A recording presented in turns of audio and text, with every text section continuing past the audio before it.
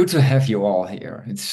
These are always the best days of the year to see all our enthusiastic community members come together, flock together, and try and give the best presentation of the best version of themselves and their projects. And yeah, we try to do the same. So thank you for your for joining Deep Funding, for the efforts in making a good proposal, and also for the efforts of being here and presenting to us all. Okay, unless there are any more. Oh, wow, we have 61 people already. Could be a record, folks. So I think we gotta get going. You know what I'll do? I have here this spreadsheet which I'm still just creating, but I think there's no harm in sharing it with all of you.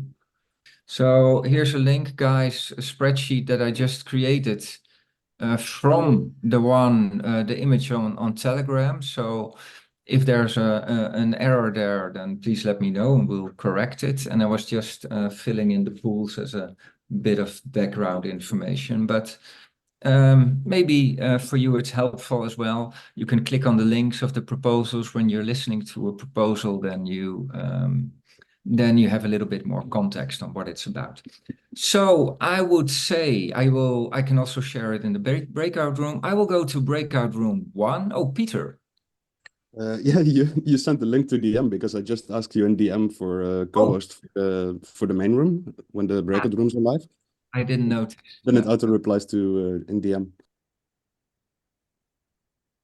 Well, you are now, and I'll share that link with everybody. And let me state the rules for tonight. We have about 20 proposals per breakout room. Probably we'll need 2 hours or something to go through all of them. It's a lot, and that means that we need to be very efficient with time. So it is strictly 3 minutes. We will have a timer up and we will time you. And when the timer is gone, we'll let you finish your sentence, but that's about it. Then after each proposal, we will give room for one question. If you have a question, please raise your hand and you can ask the presenter a question. Please also be a little bit concise in your questions. Don't ask questions and start with an introduction of 5 minutes, but just ask it. And also the presenter, please answer concisely. That way we'll all keep our attention to it better. And we will be going through the whole thing a little bit quicker. If people take too much time, me or Rafael, who will be presenting the other room, will take the liberty of interrupting you and please asking you to wind up. So with that in place, I suggest that we all go to our breakout rooms, and I'll see half of you in breakout room 1. Timer is on 3 minutes. You will see it on screen. You will hear a small sound when the 3 minutes is over. And if you're not done yet, then please round up quickly. And until that time, the floor is yours. So go, Chiro. Okay, thank you very much, Jan. It's a pleasure to be here. We are Agrotechnology AI. We want to transform a small and medium-scale farming cutting-edge technology. Our problem first is the manual record and the limitations of the inefficiencies of the paper. In the current certifications and with the current producers in the agro industry, the information is recorded manually or in paper or even not recorded. Furthermore, there is no data and no analysis for these registers. We want to develop a new tool with crop traceability in order to traceabilize the crop inputs, the fertilizations, irrigations, pest monitoring, the whole activities that pass in the different crops. So we want to make a revolutionizing tool via WhatsApp, the tool that the most of the producers can use and implement in their days. So we want to register in real time with automatization and with audios. We develop the creation of the different certification templates, and we are physicists and scientists in our team, so we want to make data analyzing in order to increase the different crop yields. So we developed two AI models, the revenue model and the harvesting model, in order to enhance and maximize the different traceability and the revenue harvesting in the different crops. We want to increase the 5% in the export harvest. This implies like 40% in profitability. We are wizards. We are physicists, engineers, anthropologists, and economists, in order to have the whole knowledge to develop our technology. We in wizards we have data recording with AI technology, integration of IoT, blockchain, and artificial intelligence, data analysis with our own models, blockchain traceability with the Cardano blockchain that we were founded in Fund 11 to create a token for the different agricultural producers. And with that, we want to make research and development to enhance the whole agricultural sector here in Colombia and also in Latin America. Thanks for your attention, both for us in round 4, please. Thank you very much. Wow, and you have 10 seconds left. That's a great achievement in itself. So thank you for the great presentation, well prepared. I wonder, is there anybody who has a question to Chiro?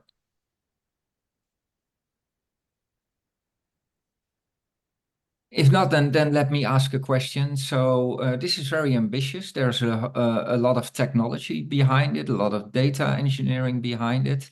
I was wondering, if I'm a farmer and I want to use your product, what do I need? You only need to have WhatsApp and the knowledge that you can also send audios via WhatsApp, and that's all. We develop and we make the whole things works with this data. So it's only knowing WhatsApp audios. So you create all that data from audio files? Yes, via WhatsApp we use in this moment OpenAI API and Whisper API in order to record, to analyze these audios and register the whole data for certificates and templates. All right. Well, to be honest, that opens up a whole lot of new questions, as usually is the case with the question, but we only have one. So thank you very much, Chiro, for your presentation. Okay, thank you very much, and it's a pleasure to be here. Thanks, Great. everyone. The pleasure is all ours. So let's go to the next person, which is Tom. Hello.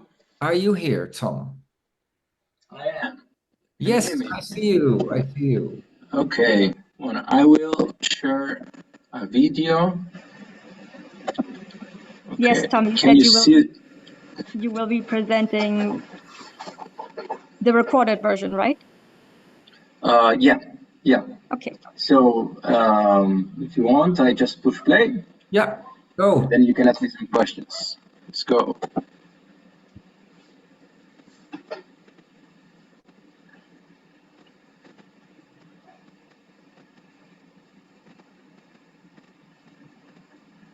Is it correct, Tom, that there's no sound? There's no sound, Tom. No, there should be sound. Don't tell me that. Well, there's no sound? No. Nope, not coming through. When you select screen sharing, there's an option to play sound and also an option for optimize for video. Oh, sorry, screen sharing. Share sound.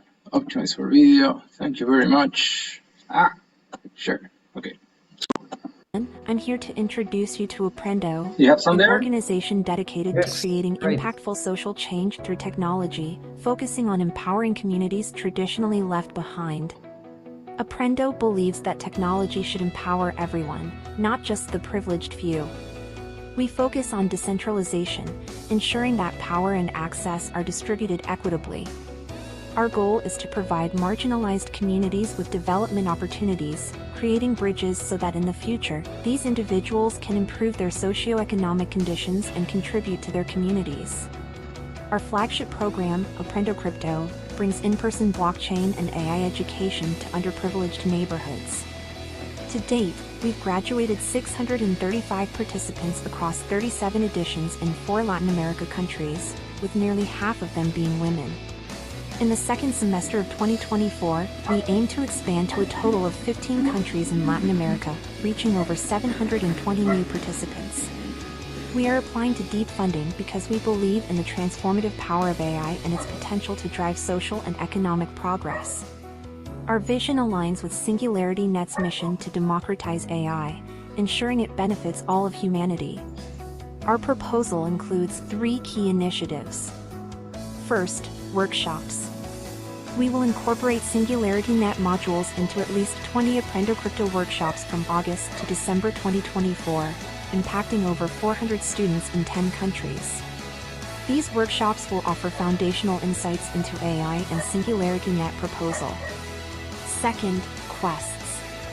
We will offer quests to graduates to explore the SingularityNET ecosystem. We aim to engage 100 members with an expected completion of 400 quests. These quests will include activities such as setting up SingularityNET accounts, exploring AI services, creating simple AI project proposals to benefit their communities, earning rewards and AJAX tokens. And third, showcases. We will host SingularityNET project showcases. These events will highlight innovative projects within SingularityNET, fostering greater knowledge and engagement to connect participants of our community and beyond with the global AI and blockchain community, inspiring new projects and collaborations. Through our initiatives, we're not just educating these communities, we're empowering them to actively participate and shape a decentralized future. Our partnership with SingularityNET is essential in achieving this vision, as it helps us teach these communities to utilize and benefit from AI technologies. Together, we can make technology an opportunity for all.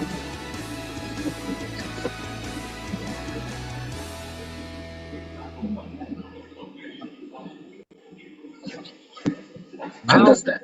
Very professional presentation. I can totally understand why you wanted to show us this video. Thank you very much. And the sound does add a lot, so I'm glad we managed. Yes, I know it does. So does anybody have a question to Tom?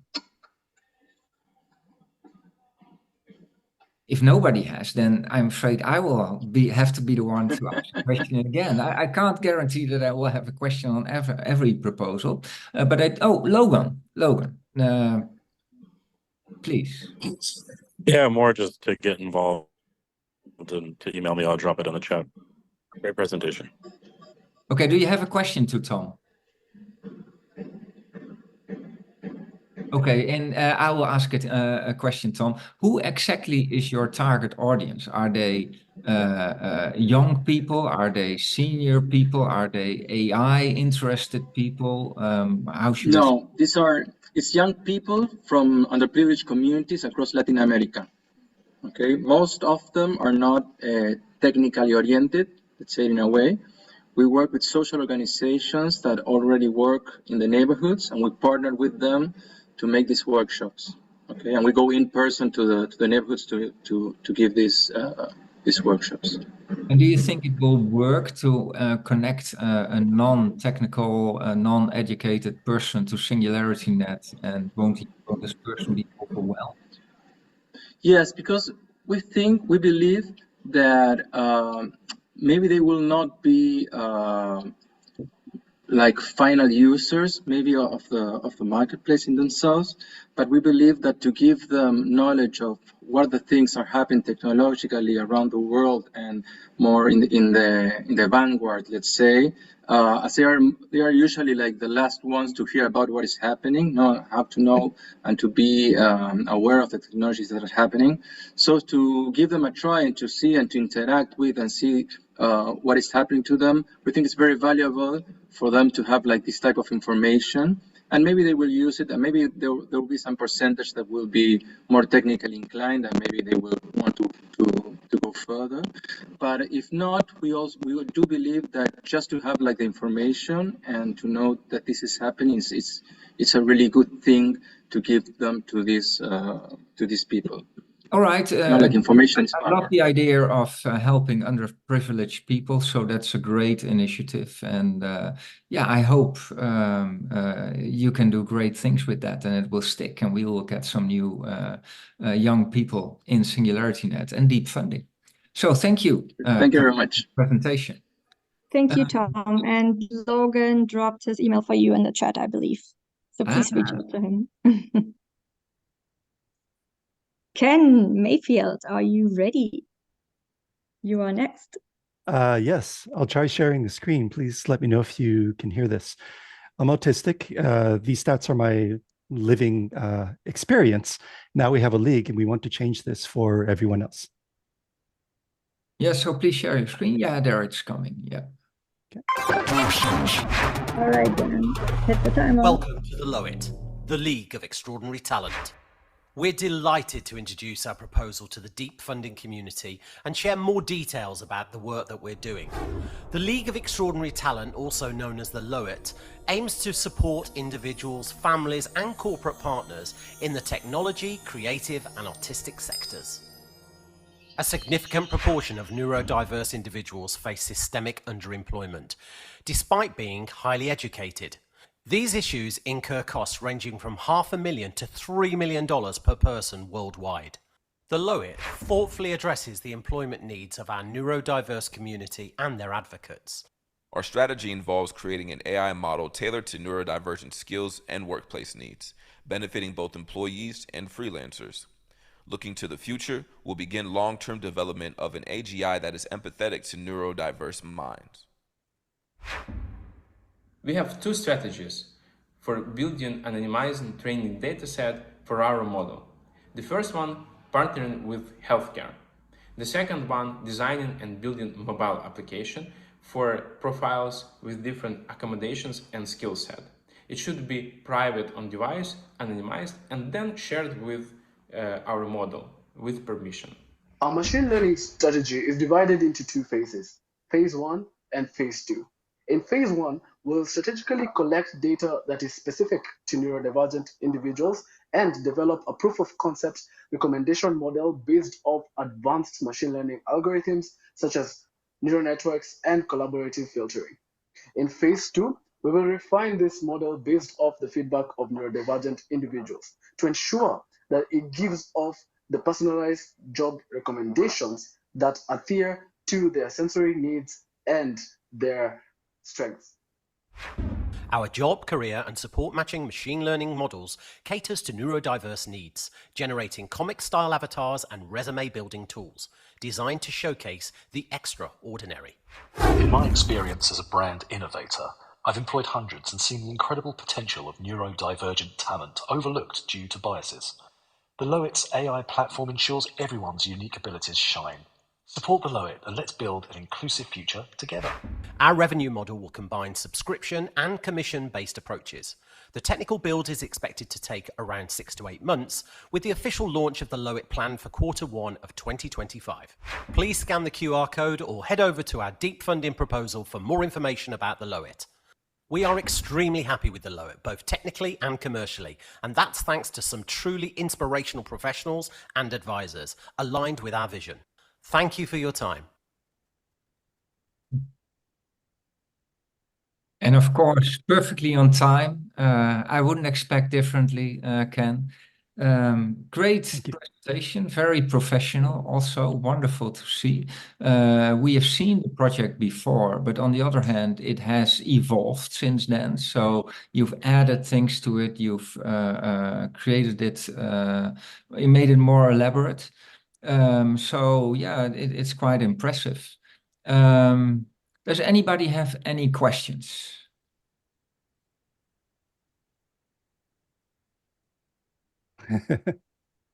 So can you, then I'll ask one. Can you give me a concrete example how your product would help somebody that is neurodivergent or autistic, would help in what kind of situation that person would be helped with your product? Certainly. First, I just want to preface and thank Russell and Warren for creating this proposal with me and this presentation with me. They know marketing. So I can draw upon my conversations and my own experience within support groups as to how this would help other people. If you have a job interview coming up and you're concerned about being natural, avoiding eye contact, but also making a good impression, you can practice first with our model. To find that job in the first place, you would input your preferences and needs and traits and skills, and then it would search its job matching and support matching database and give you options to apply. So it returns opportunities to you, but over time, we'll also begin to provide ways to advise. Wonderful, and a very clear example. And I think it serves a purpose, and I think you're at the right place here. I live in Eindhoven in the Netherlands, and there's a very high-tech industry here, and I think it's no coincidence that also the percentage of people neurodiverse or autistic is also highest in the Netherlands or Europe. I'm not quite sure. So high-tech and neurodiversity go very well together. So yes, you are at the right place, and I think we also, as a deep funding program, can potentially benefit from your proposal. So looking forward to see that develop. Thank you very much, Jan. I appreciate it. Thank you. Thank you, Ken. That was excellent. Next up, we have Antonios. Are you in the room? I am. Hello. Let me know if you can see my screen. That works. We can see it. Perfect. So thank you very much for the opportunity to present to you today co-founder and our proposal for a decentralized maturity evaluation and go-to-market framework. Before we deep dive on what we are proposing with co-founder, we want to share something that is for us of paramount importance, which has to do with our aspiration, with our vision, with our mission. The entire co-founder team, we strongly believe that if each one of us can receive the support that we need in order to create our own project, in order to go from idea to growth, regardless of our age, of our gender, of our ethnicity, of our financial background, at the end of the day, we strongly believe that our world will become more fair, more creative, and more generous. Unfortunately, the reality is really harsh. The vast majority of the projects are failing. The vast majority of the projects that receive some kind of funding, whether it is a grant or investment, are failing, and this is happening across regions and territories. A way that we have seen working with investment funds, with angel syndicates, with decentralized venture studios, a way that we have seen that can increase the chances of success is to combine financial with operational support, is by giving to the project owner, to the venture, not only the budget they require, but also giving to them the support and the guidance they need in order for their project to grow. And this is exactly the focus and the approach that we have with co-founder. Now, deep diving a bit on our proposal, we have 3 steps of our flow. First of all is to understand what is the current reality of the project. So with our proposal, we can capture more than 320 data points of a project across the key categories that are relevant. Categories that has to do with their product, with their customer, with their market, with their tokenomics, with their user experience, of course, with the alignment with the SingularityNET objectives. Then the next step has to do with the guidance. So we know exactly what is the profile and what is the reality of the project, and we start advising and guiding the project owner with a set of tasks, of deliverables, of activities they need to do in order for their project to grow. And last but not least is the support part, where for our proposal we have identified two areas of support. One has to do with helping the project owners to define and execute upon their go-to-market strategy, so their marketing pricing strategy, and the second has to do with connecting with the rest of the SingularityNET projects. We believe that with this proposal, we can drive growth and transparency for the core team that is designing this grant and the next grants, but mainly for the entire ecosystem, for the individual project owners, that they can receive the support they need in a way that's relevant for them. Thank you very much, and keep on sharing your feedback. It has been really too helpful already. Thank you very much. Great. For a moment, I thought you needed a lot more time, but you put it up quickly. So well done. Yeah, I think it's a very useful thing if we can make the projects that we see here more attuned to the market needs. And we have all kinds of things, very technical, very creative, and they all need very different things. So let me first ask, is there maybe now somebody who would like to ask Antonio's a question? Don't be shy. Or do you just like my questions so much? In this case, Antonio, I guess it's up to me again. I see that you have a number of AI services lined up. So I think you're planning in automating some of the services, and I like that because that makes it scalable. My question is, how much of that output is proven? How can we rely on the fact that it will actually have impact? That's a great question. From our experience, we have seen that this is also one of the values of the approach, that it is constantly being updated with the learnings. So now you're doing this grant initiative. There are a lot of data points that can be captured that can help you design the next one. So through actually using this kind of approach, you can start gradually moving to a model that is fully tailored to your own ecosystem, to your own needs. So that's the approach that we have seen and the value that we have seen with our cases so far. Okay, sounds fascinating. And if you can make that work, then you sure have gold in your hands, I think. So I wish you good luck on that. Thank you. The reality is that 74% are failing, so we don't have any success, no secret sauce here, but we have seen that this percentage can dramatically decrease by following, some basic standard, let's say, guidelines. Okay, that's a good answer. You don't always have to be extremely original. Just doing the basics and give people that already makes a lot of difference. Exactly. Thank you, Antonio. Thank you. Thank you so much. Macon, are you in the room? I cannot see a participant named Macon. It might be that you're here with a different name.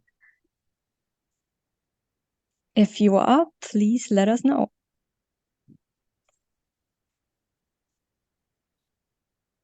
And otherwise, you're offering us the gift of time, which we also appreciate, so we can continue to the next person.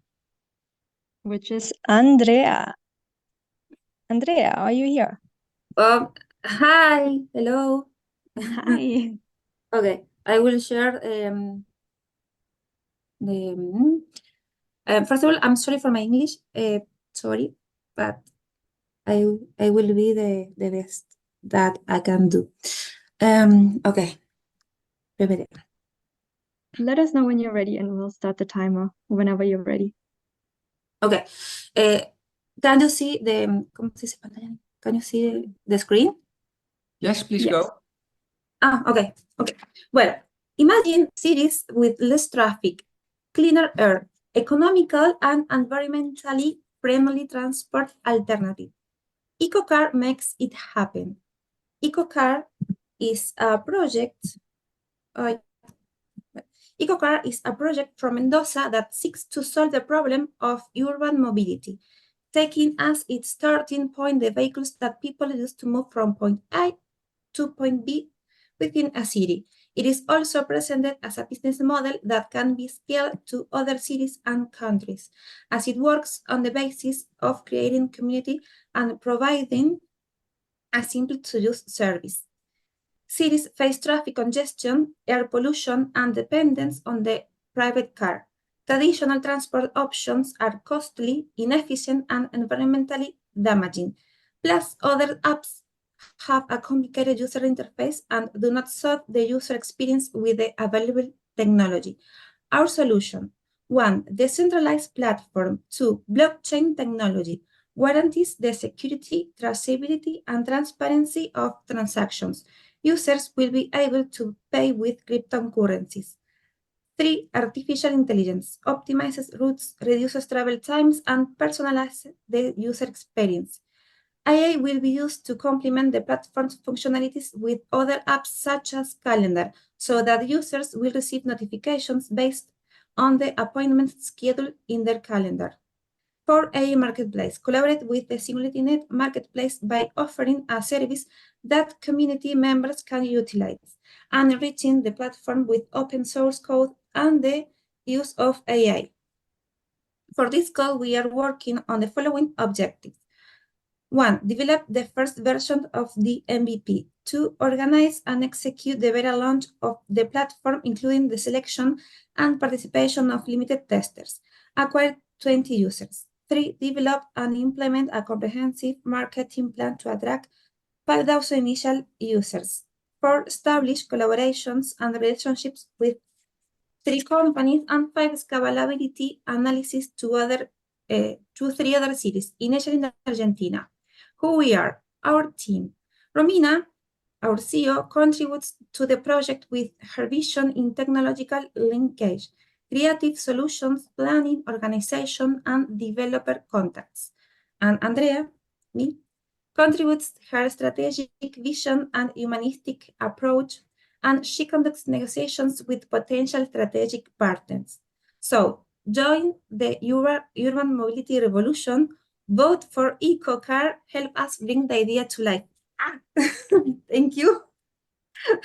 I'm sorry Wrong for with your timing. That's great. And to be honest, I noticed it a little bit too late, but your presentation, it's still on the first slide. I'm not sure if you had other slides as well.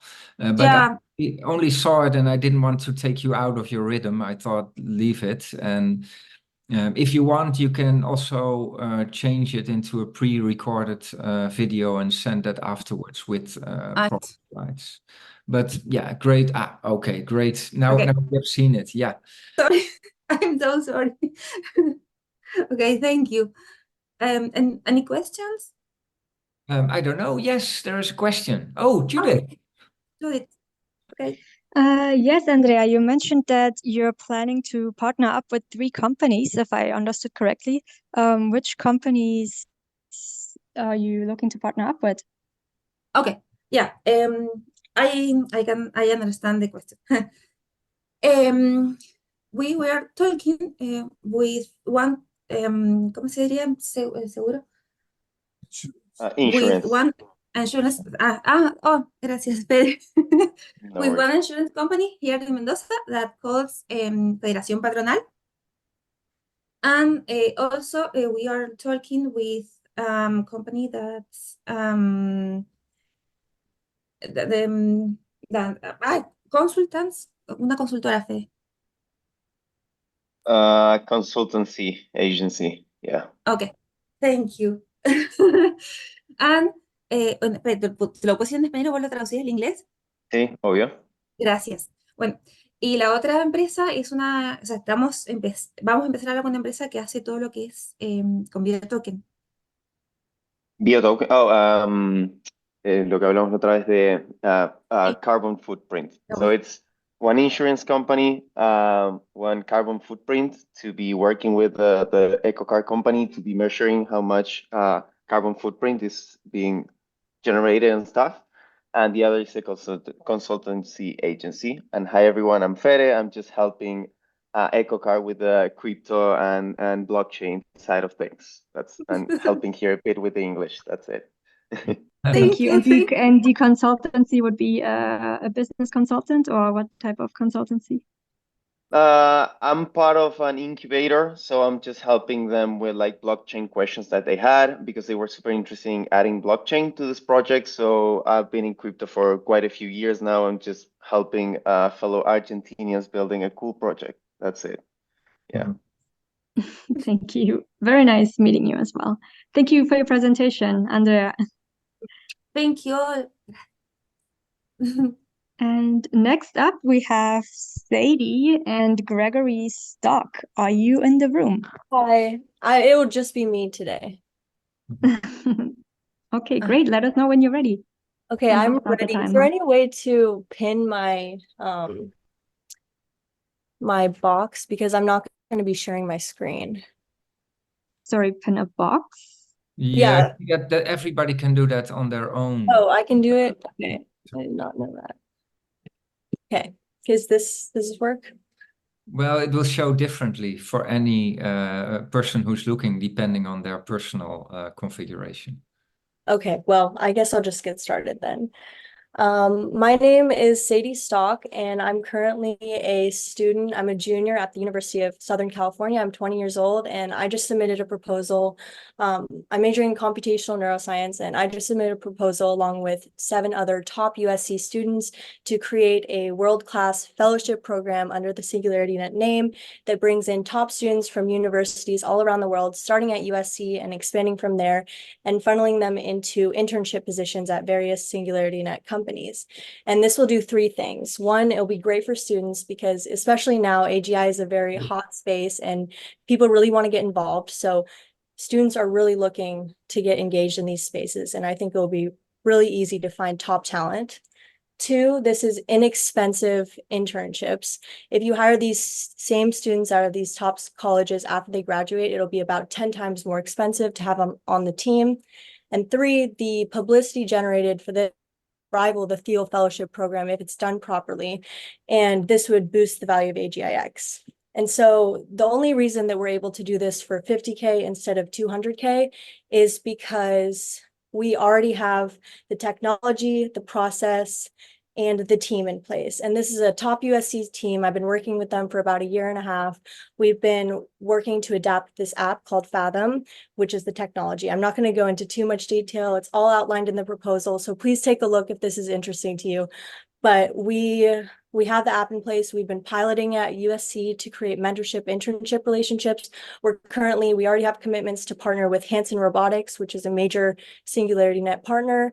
And I really think that we're in the perfect position to make this work, especially now. And so please, please take a look at the proposal. I think that we could do some really great stuff. That's all I have. Thank you, Sadie. That's well below the time. Well done. Does anybody have questions for Sadie? Could you please share your proposal link in the chat if you can? Yes. Does anybody have a question?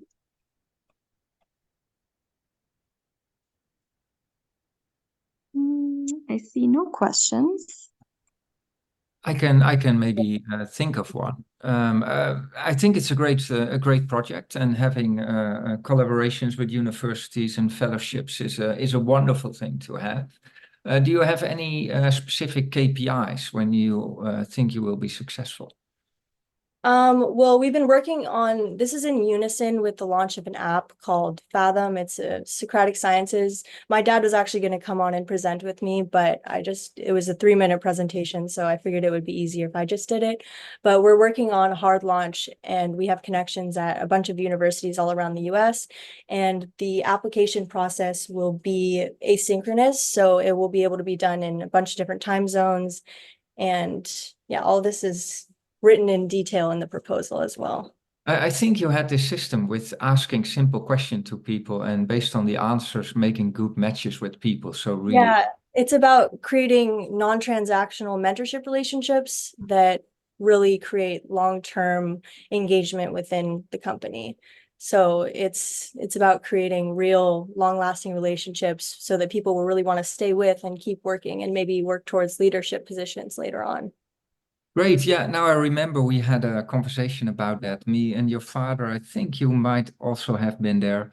And I like the fact that you connect people not just on things like their grades or whatever, their area domains, but also on human connection, and that makes it really strong. And that's also something that we're looking for in deep funding, not only making connections based on transactional values, but also on human values. So good match, I would say. And thank you very much for this presentation. Well done. Very well done, Sadie. Thank you. Next up, we have Udoma. Are you in the room? Yeah. Hi, Udoma. Do you have a screen to share? Yeah, I'm sharing my screen right away. Let us know Okay. when you're ready, and we'll start. All right. Entire screen. Chrome tab.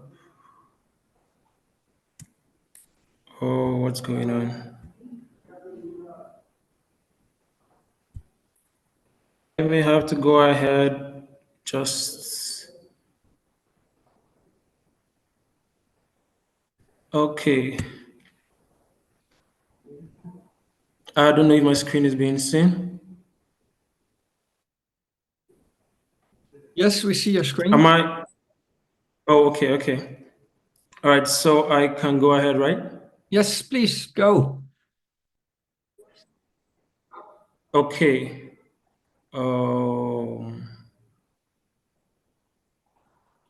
Okay, so I'll be presenting two of my proposals. I don't know if I should go ahead with both of them in 6 minutes or. Please do them, each of them separately, and we'll do a question after this one and another question after the other one. Oh, okay. All right. So the first project presenting is the SNET Next Gen, Empowering Tomorrow's. My name is Udoma Ubu. Okay, so introduction. There is an existing breach in the inclusivity and active engagement of the upcoming generation in the SNET space. And this project, the Next Gen, is a project that is going to foster the inclusivity. So we're going to be doing something that brings SNET to upcoming generation, which in this project we title them the Next Gen. We understand of AI is actually going to be pioneered by this one. So it's actually a campaign where we're going to introduce and make these ones engage in the network. All right, so what's our aim? Our aim is that through this project, we're going to inspire, educate, and foster inclusivity amongst teenagers within the SNET community. And we're going to through outreaches, social media campaigns, particularly because we understand that the generation we're talking about, the teenagers, they have a thing for the social media, maximizing social media, all the major platforms, TikTok, Instagram, social campaigns on most of these platforms. And the idea is to make, is to bring and educate them and make them also understand the basics of AI. So why SNET Next Gen? One, to early exposure, which sparked interest in AI innovations among these teenagers. And the second one is we're going to basic blockchain skills, just basic things, which serves like a foundation for them to pull up. And then the third one, inclusivity, of course, I've already said this, amongst teenagers in the SNET community. And of course, what's going to be our campaign structure? Like I said, the first one is going to be outreaches and tours. Outreaches and tours, we're looking at real-time events that engages different teenage communities about AI basics. And then so much about the importance of social media campaigns, because we have a strong team of digital marketers, people who are going making sure that the trends go viral, and then the campaign is actually going to far and wide across the social media spaces. So it's going to be social trends for both. Thank you, Udamo. Particular for them to engage. You're over time right now, so we'll have to round it off. Thank you for your presentation. Let me first ask, is there anybody that has a question?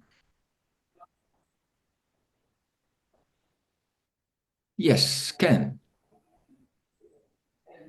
I'm very curious how you will begin to discuss questions of AI counterfeiting social opinion, how to build in a media awareness of AI-generated images and video and text. Will that be part of the curriculum, or is this of a different focus? Okay, so it's and give them the platform to engage.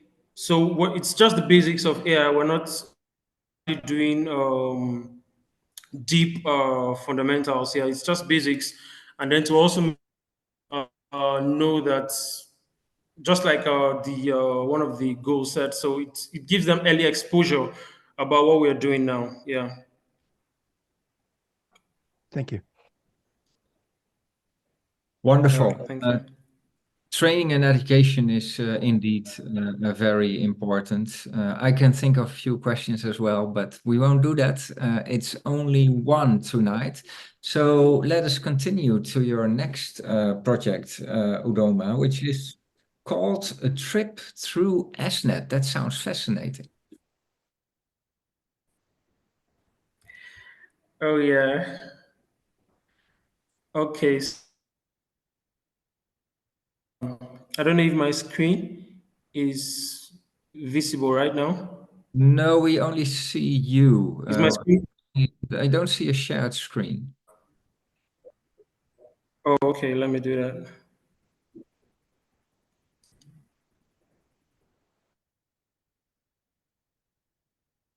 that. Okay. I think I'm good now, right? Yes, something is coming up there. All right. All take right. it away. Okay. So, okay. All right. So, this second one is titled "A Trip Through SNET."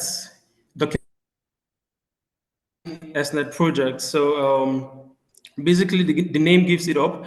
The idea of this is to document SNET projects, past and ongoing projects that have been done, community ecosystem. All right, so the objective of this project is to document and showcase major impactful projects in SNET ecosystem. And the importance of this project is, one, to highlight innovation, to create ease of access to SNET project. So we're going to be creating a platform where you can just visit, and then you would see a highlight of major projects that have been done in the SNET ecosystem, highlight achievements, and then of course, to promote collaboration. The strategy for this documentary is, one, data collection. So we're going to be getting data from project heads, people who have done, as the community is open source. So we're going to reach out to as many people we can. We're also going to have where we're going to have carried out, and also talk about projects which they are carrying on. So, and then the last one is the documentary platform, which we're going to build. So it's going to be like an archive where time we can also add to it, where you're going to visit and then see a whole lot of the highlights being documented and kept and being updated gradually. And expected outcomes. So what we expect from this proposal, it's going to be a comprehensive documentation of major SNET projects, increased visibility and recognition of these major projects, And of course, like I said, enhanced collaboration and also in communities. I think I got it on time this time around. Thank you very much for your attention. My name remains Udoma. Thank you, Udoma. You're well in time. And yeah, I know for a fact that SingularityNET has a lot of projects and it's a very complex organization. So there's a lot of content there for sure. Let me ask, is there anybody who has a question? I thought I saw Logan quickly had it. Yeah, Logan, you have your hand. Yeah, less of a question. I sent a DM to you, Adomo. I have someone I'd like to link you to. I guess the question here is maybe how are you going to work this into the Beyond the Code documentary that's happening with SNET? And then make sure that that's a... Sorry, can you come? Yeah, that's a project from a person called Nefertiti, Beyond the Code. You can find it on beyondthecode.ai. So maybe it's a good tip to check that, and maybe there's a way to collaborate. Beyond the what? Beyondthecode.ai, if I'm not mistaken. Beyond the codes, okay. Yeah, so, but maybe there's room for 2 documentaries or 3 or 4 in SingularityNET. We have enough content for that. So, yeah, thank you for the presentation. Thank you, Logan, for the comment and question. And yeah, good luck. So let us go. Thank you, Doma. Next person up is Maxim. Yep. Are you here with us? Hi. Yeah, hi everyone. Let me share my screen. Do you see it? Yes, Stargazer. Yeah, so hit it. Yeah, so Stargazer is a cross-chain identity protocol, and we are looking for partnership with decentralized AI ecosystems to deliver the social graph agent on the top of our data infrastructure. About our data infrastructure, we are solving the problem that 89% of our indexed Web3 users, they have separate accounts, separate activity, separate profiles across multiple chains. And apps just can't understand their users and can't communicate with them properly. Yeah, and we connect it into a graph data infrastructure to process all those connection, intersections, and relationship between data entities very fast and flexible. And we already have our data feed ready. We already have indexed 6 the most popular EVM chains. We already identified over 2 million of verified users with very high probability as that they are human, human species. And so right now it's a data infrastructure. We're delivering it for another companies for a wide range of business cases, from identifying target audiences to various on-chain trading purposes. But we want to deliver social graph agents. We want to deliver it as an API for anyone to build their own products on the top of this API based on our labeled data with actual on-chain data consolidated into this social graphs. So, but we also deliver Telegram bot with those social graph features where you could easily follow your favorite calls, see their real-time on-chain actions based on your own purposes, on your own curiosity, just for test, and also because we have connection with Telegram ecosystem, and we know how to onboard users on this social graph agent. Yeah. our roadmap, our CTO said that we can handle it within 2 months because we already have our data labeled. But I just double it, and we project that we will deliver it within 4 months. So we have a nice team of 3 co-founders. Everyone has their own experience, and we also can hire very experienced machine learning engineers from A16-based startups for this task.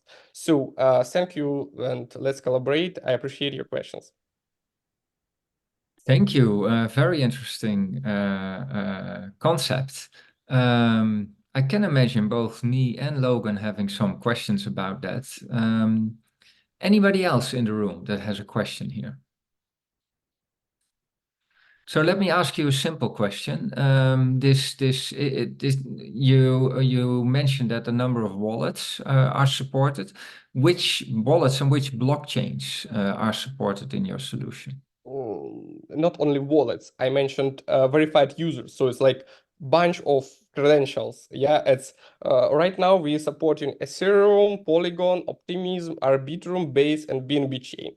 And we consolidate not just wallets, we consolidate all. Sorry, I'm interrupting, but do you also support Cardano? Or is it just Ethereum based?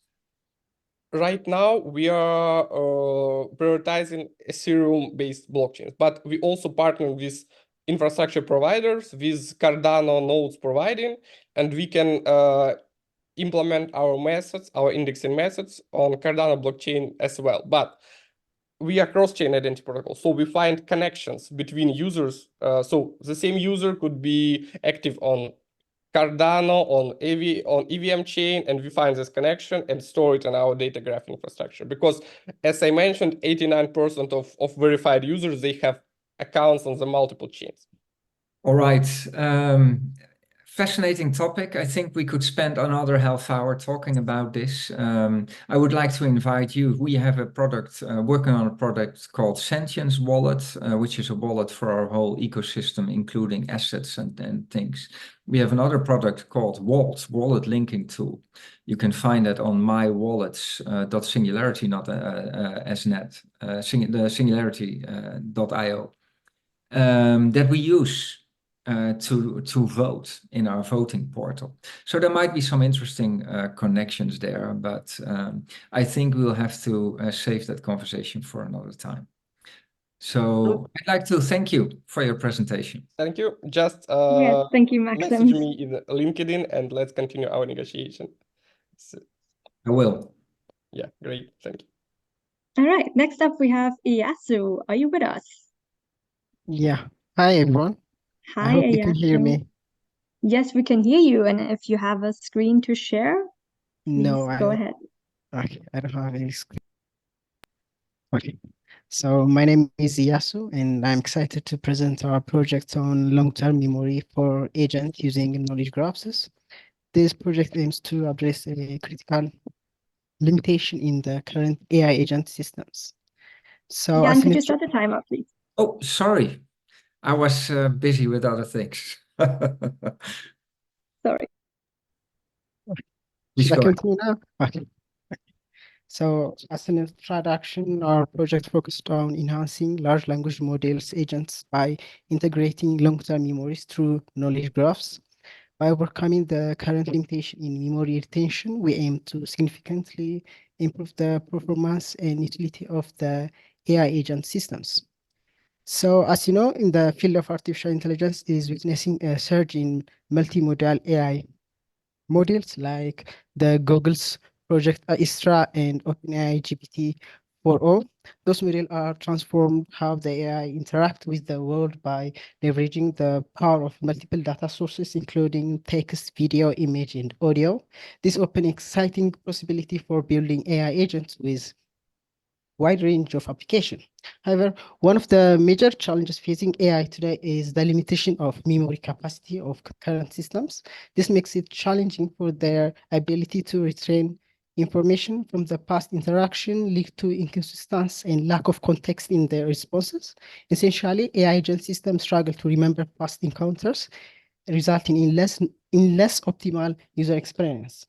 So to address this gap, we proposed integrating a long-term memory system using knowledge graphs.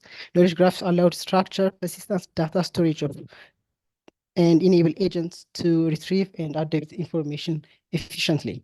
The integration supports continuous learning and adapting new information over time. Our projects have 4 main objectives. The first one is develop long-term memory capacity for LLM agents. The second one is experiment with different knowledge graph, including the atom space that is provided by SingularityNET. The third is enhancing the agent's ability to access and utilize stored information efficiently. And the final one is to ensure the solution is scalable and maintain memory persistent over time. By integrating long-term memory to LLM agents, we expect to achieve significant improvement in AI agent capacity, including enhancing response accuracy, context maintenance. This will lead us higher user satisfaction and consistency and reliable user experience. Thank you for your time and attention.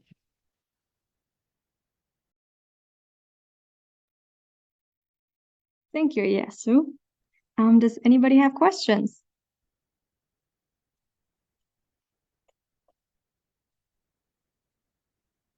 I see no questions. So if you want, you can go ahead with your second. Oh, Ken. Ken has a question. Go ahead. I'm just curious about the length of recall. How much or how far into the past will the LLM recognize the previous conversation? Yeah, it's based on knowledge graphs. So the way we save this past relationship is with node and ages. So depending on the responses or the context we want to extract, it might have kind of context on what the previous conversation, but we might have to limit if the knowledge is kind of huge, we may have to limit it. Thank you. Thank you. Would you like to go ahead with your second presentation? Of course. Okay. So our second project is AI-powered assistance for efficient research paper reading. Our project aim is to change how researchers interact with academic literature by leveraging advanced AI technologies. We will provide real-time explanation, automated summary, and key point extraction to make the reading and compressing the research papers more efficient and effective. Research faced a significant challenge, the overwhelming amount of academic literature and the complexity of specialized language. This information overload makes it difficult to stay up to date and extract relevant information efficiently, detracting from the value research activities. Our solution will offer 3 key features. The first one is provide immediate context-aware explanation for highlighted text in the research papers. The second one is generate a concise summary for the entire research paper covering the main point, methodologies, result, and the conclusion. And finally, extract and display the critical insights from the paper for quick reference. These features collaboratively reduce the time and the effort required to read, comprehend academic papers, enhancing research productivity. Our project will be open source licensed under the MIT license, so we can collaborate with the community. Finally, in the conclusion, our AI power assistant efficient reading paper project aims to significantly enhance research efficiently by integrating advanced AI capacity. We believe this tool will make sustainable impact on research productivity and innovation. Thank you once again for your time and attention. Wow, well within time. I think it's fascinating that some people have a great presentation with voiceovers and graphics, etc. And here's you with two very technical, sophisticated solutions. And you're just here and we hear your voice, and that's the only thing. But you have explained it very well, I think. Is there anybody who has a question? Then allow me this time to ask a question. I've been told that one of the issues with scientific papers is language. That, for instance, there are a lot of papers being created in China that never reach the Western world due to language, and perhaps also vice versa. So what language are you aiming to use, and are you also thinking about differentiating that? So as a starting point, we are focusing on English, but thankfully the current large language models can translate language not perfectly, but in a way kind of perfect, right? So we can add that features. Maybe it might be challenging for the not known languages, but we can fine-tune it to make the translation seamless. Yes, I know a great conversation partner for you within SingularityNET that is very passionate about the same things. So yeah, if you're awarded, we should definitely set that up. So thank you for your presentation and good luck with these wonderful initiatives. Thank you. Thank you, Iya. So next up we have Eureka. Are you here with us? Hello, can you hear me? Yes. Do you have a Hello, screen to share? Yeah, I will play a video. Okay, whenever you're ready, let us know and we start the timer. Okay, wait a minute.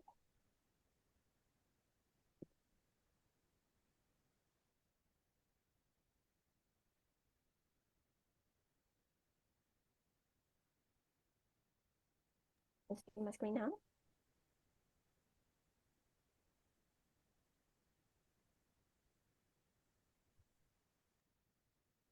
Hello, can you hear me? Yes, so go ahead. Okay.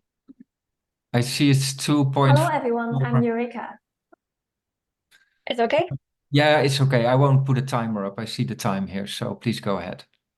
Okay. We would like to start this project of SingularityNet Asia community because we have noticed that Asia, especially China, is very active in AI. But SingularityNet doesn't have much awareness in these places, as well as ASI. Looking at the market potential, there is a high opportunity in there, no matter AI investment, Web3 users, and the large number of capital funding. We would like to contribute in closing the gap between SingularityNet and Asia by increasing visibility, expanding marketing network, and bringing in more talent. We will focus on key Asian markets like China, Hong Kong, Taiwan, Singapore, and Malaysia because they speak the same language. So we can use the same materials but for several countries and getting the viral effect.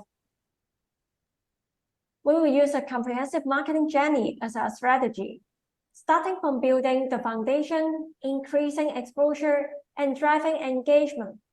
First, we will create the localized marketing materials like blogs. Secondly, we will build a partnership with KOLs and media to produce more content and spread it further. You can expect that SingularityNet deep funding and AI platform will gain exposure across different social media, Twitter, Instagram, and YouTube. In the final stage, we will connect with different communities through virtual events and foster engagement with locals and AI developers. This approach is designed for entering a new market, building brand recognition, increasing discussion through KOLs, and connecting with the community. Why can we do this? Because our team has extensive experience in marketing, Web3, and AI. I'm a former growth marketing manager at a Web3 lab and have led various successful marketing campaigns. My teammate Scott is the founder of a well-known Asian media. Scott and I both from Hong Kong. And Alan is an AI engineer from Taiwan who is familiar with the AI community. Here is our showcase. We have produced many social media content with impressive results on YouTube, Instagram, Twitter, and I led a marketing campaign for Avalanche entry into Asia market, which resulted in over 100K views on YouTube already. I believe that we are the most suitable team to have SingularityNet and deep funding entry into the Asia market. Thank you.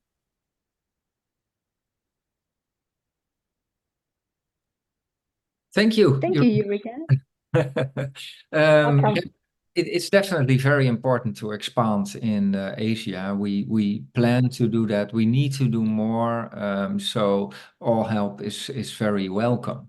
Is there anybody who has a question to Eureka and this proposal? Ayo. Yes. Good evening from here, everybody. Eureka, well done. That was a nice presentation. I just wanted to ask if there's a time frame to your project, or if there are particular metrics to, I mean, for example, the number of content you intend to put out, and stuff like that. Just some metrics, numbers. Yeah. Yes, we do have. We proposed some marketing activity like bot translation, 15 article, blog creation, 5 article, and also there are some video content creation, KOL media, like 10 contents, and also free virtual events with the community.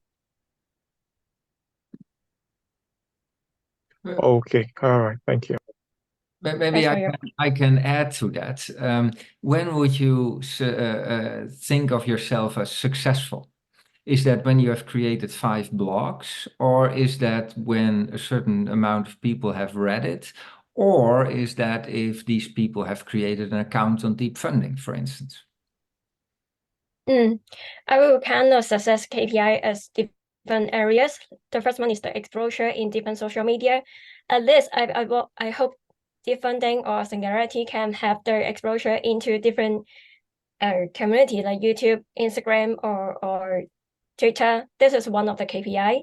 And the other one is how many people mentioning it, how many discussion from this content drive.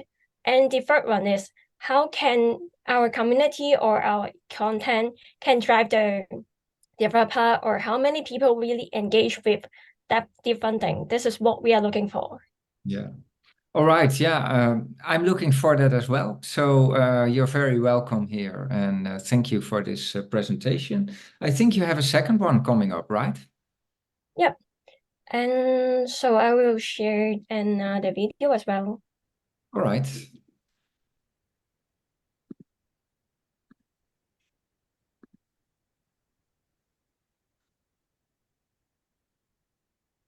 Okay, I'm going to start now.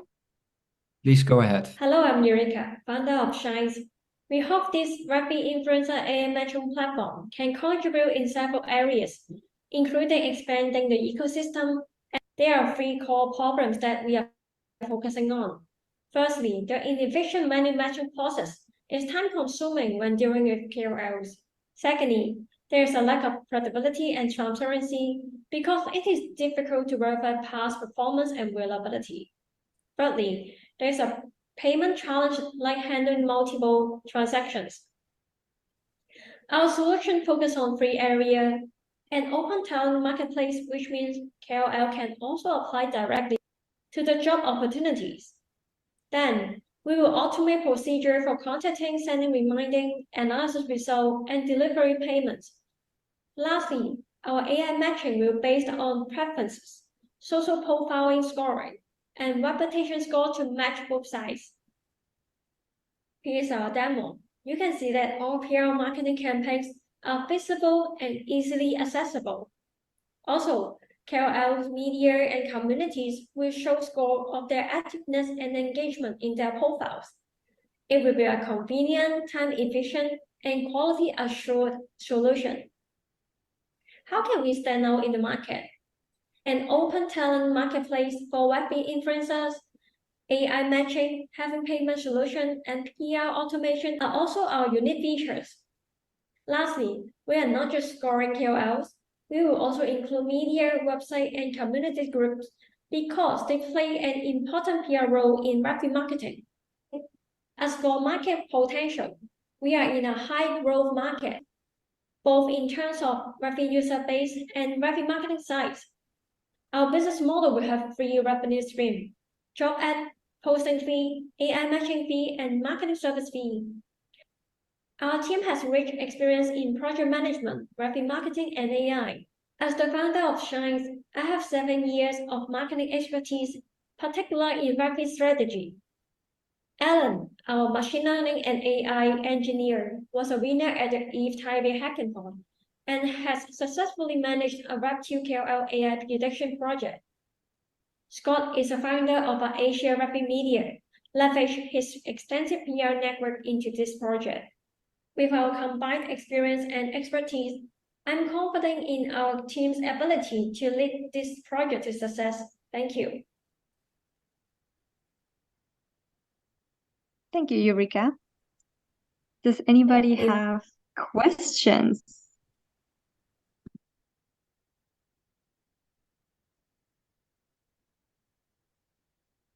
No, I think it's a cool project. So I think it's nice that one project is really about content and marketing, and the other project is really about creating tooling and around marketing. And whereas the first is dedicated to SingularityNET, if I'm not mistaken, Eureka, this project would benefit any project that would like to expand in Asia, right? Yes. And I I noticed that there is some project in your platform like Trust Level. We are looking for collaboration with them if they are integrated into your system. That's great. Yeah, we have partnership, I think, with Trust Level. I don't know the details about it, but I'm sure there are opportunities to connect and collaborate. That's also what deep funding is about. So great and great question. Wonderful, Eureka. Thank you so much for presenting. Next up, we have Jimmy Lee. Are you here?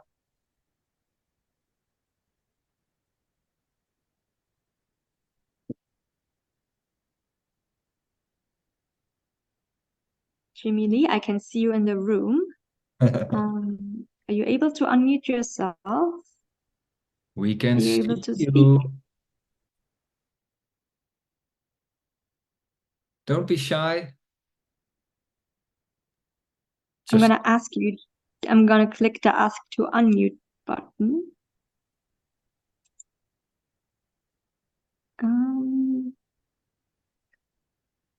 If you're having tech issues, we can also skip to the next person and we can come back to you. And next up would be Andrea. Are you here? Yes, hello everyone. Hi. Do you have a presentation to share? Yes. So I'm gonna share my screen. And you'll see it? Yes, that shows up. Okay, perfect. So it's timer on. Yes, Jan, start the timer whenever you're ready. Okay, I'm ready. Go. Hi everyone, I'm Andrea Dekovic. I'm the founder of Las Flores Indian Tech Film Festival, which is the most exclusive event that brings together the largest community of film and technology, promoting knowledge about tech and cinema. So there's a gap between AI and filmmaking. Some may perceive AI-generated content as impersonal and lacking the emotional depth or human touch that is often considered crucial in filmmaking. The main problems are tech challenges. Integrating AI into filmmaking is perceived as complex due to the lack of user-friendly interfaces and also like technical issues. And there's also artistic concerns. Some filmmakers fear AI will replace their creative control, and there's also fear of labor displacement.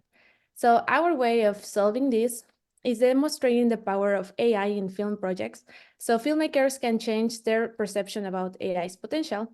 Education and training is needed. So with workshops, talks, and educational resources, we will provide the filmmakers a knowledge to use AI efficiently in their work, and collaboration with brands like SingularityNET. It's gonna make it clear like the vision of a democratic and decentralized AI landscape will encourage the development of new AI-powered film projects.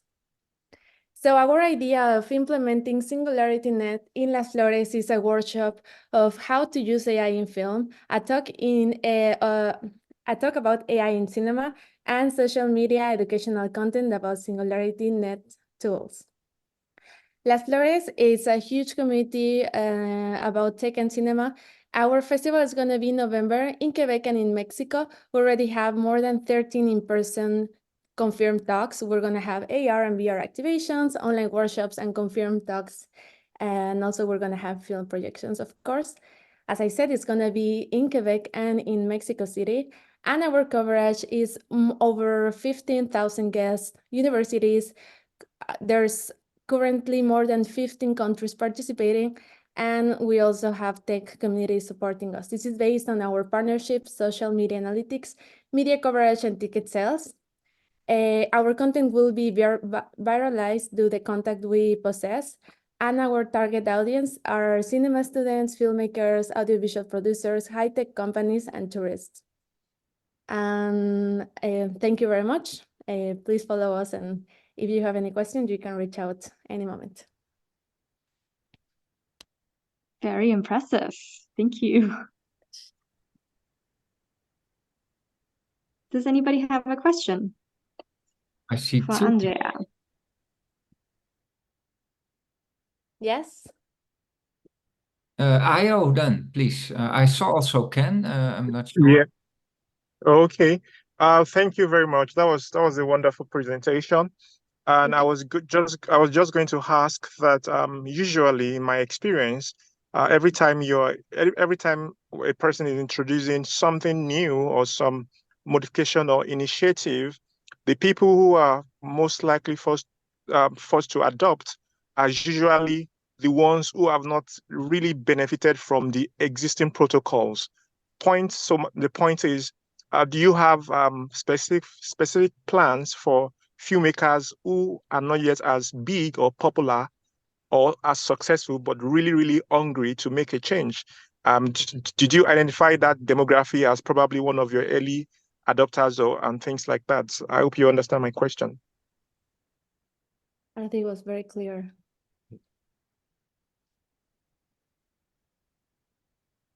Sorry, I didn't. Do you want me to help you? Yeah. He's saying that the early adopters of this technology will be people who were previously disenfranchised within the film industry. So are you targeting like independent filmmakers, people who aren't necessarily as well connected within the industry, who want to get their foot in the door? And is this a way for them to? Of course, yes. Like we're gonna promote, and we're gonna have, like, as I said, many talks, which is gonna be like an onboarding with very basic explanations of how filmmakers can implement AI technology in their processes. So in like a media audiovisual generation, yeah. All right, thank you. Thank you. Thank you. We promised only one question. We are relatively good in time, I would say, and we have two people with their hand up. So, and this is actually a high budget proposal. So I think that credits one more question, perhaps. But I'm tormented whether I should give that question to Nicola or Ken. I might say maybe we should give it to Nicola, since Ken has already had his presence in asking questions. So John, a quick question, so I don't interrupt the space. In my screen, I also I just see the first screen of your presentation. I don't know if you have other pictures or a bigger pitch. I don't know if you saw the same or it was just me. Yeah, that's yeah. Okay, it was a whole presentation. Like, no, I had more images.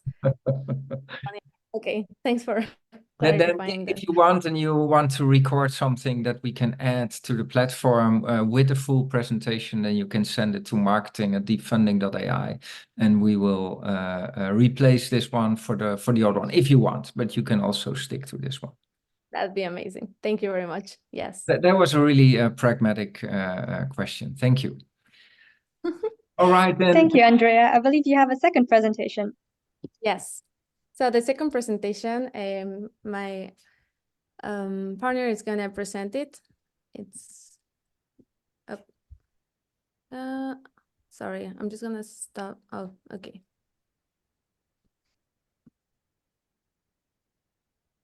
Okay, so over the course of this century, we have all collectively watched as the internet became increasingly centralized and monopolized by a handful of unprecedentedly powerful tech companies. This centralized power has led to extreme inequity within many industries, and the film industry is no exception to this.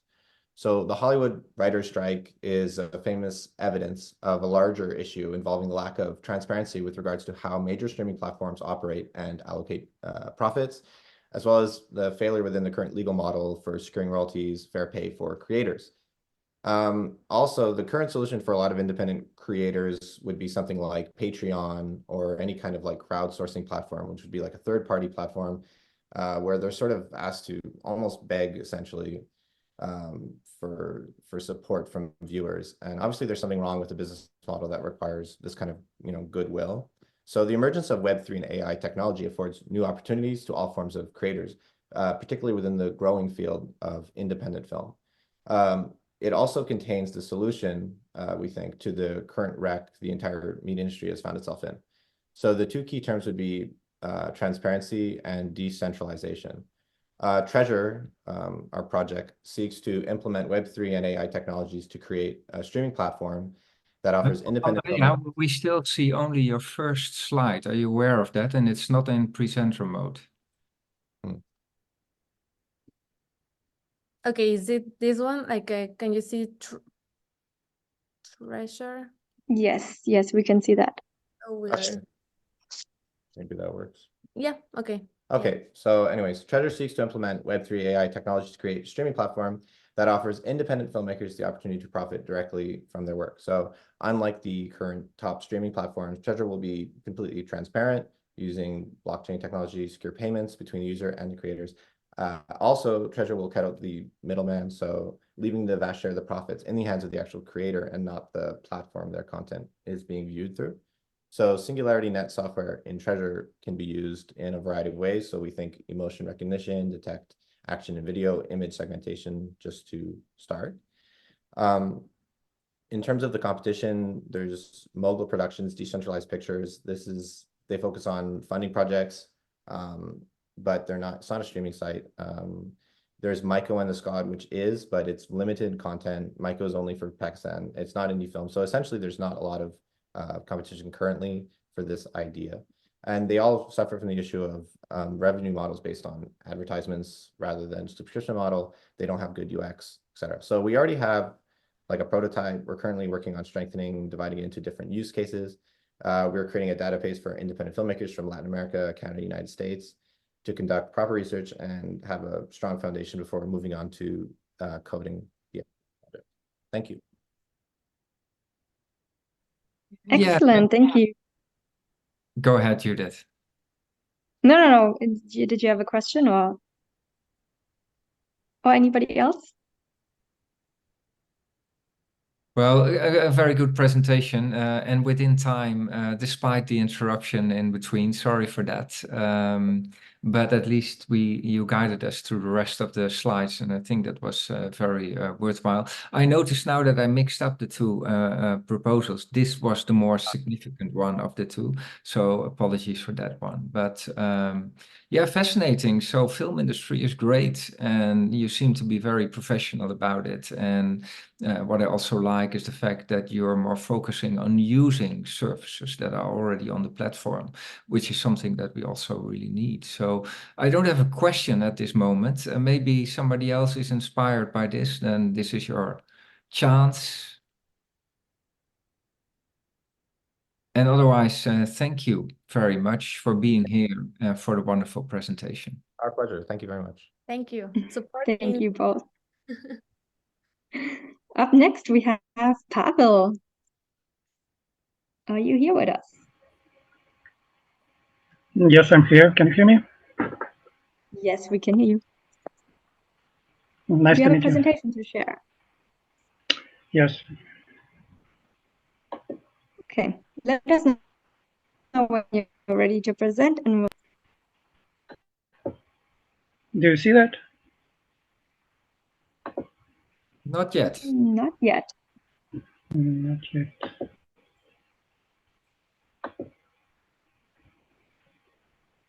Okay, do you see it now? It's a black screen.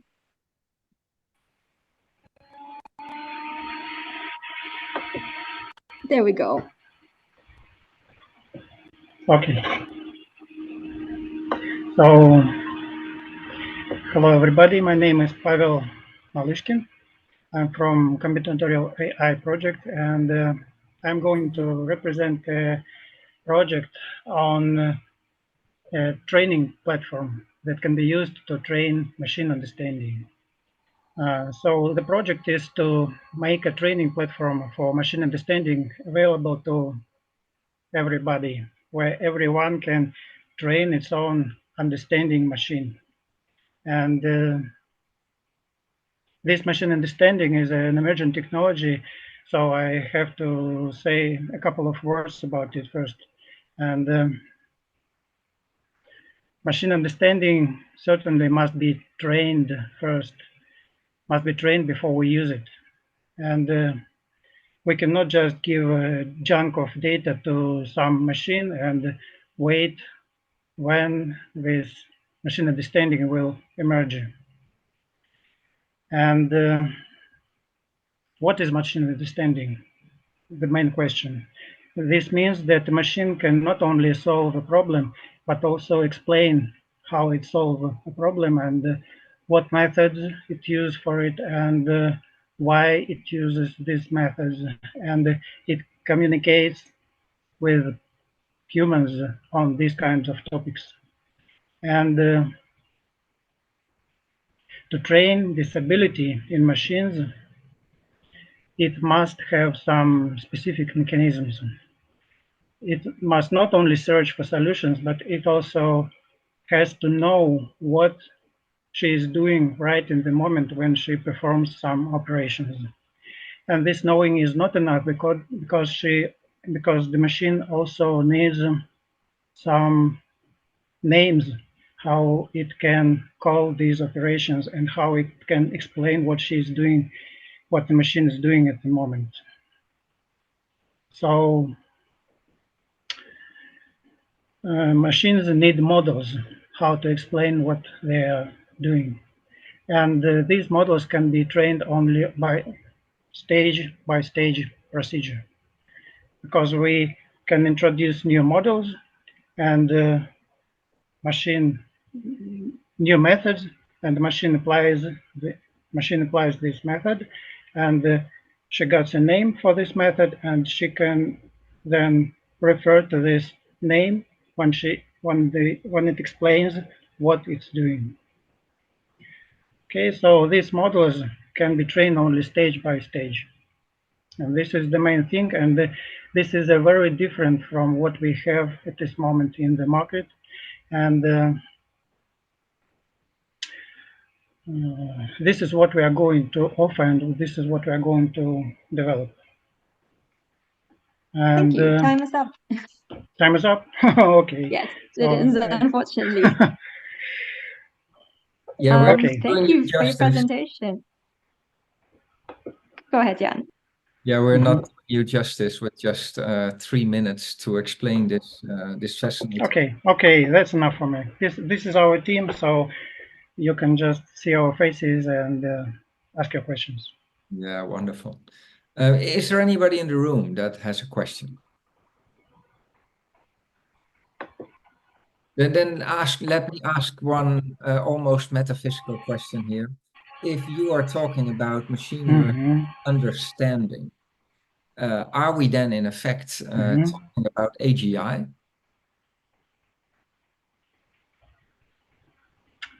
AGI. We are not sure about that because we are focusing on just very specific understanding of what is machine understanding. So we can be very broad, but we are trying to be focused.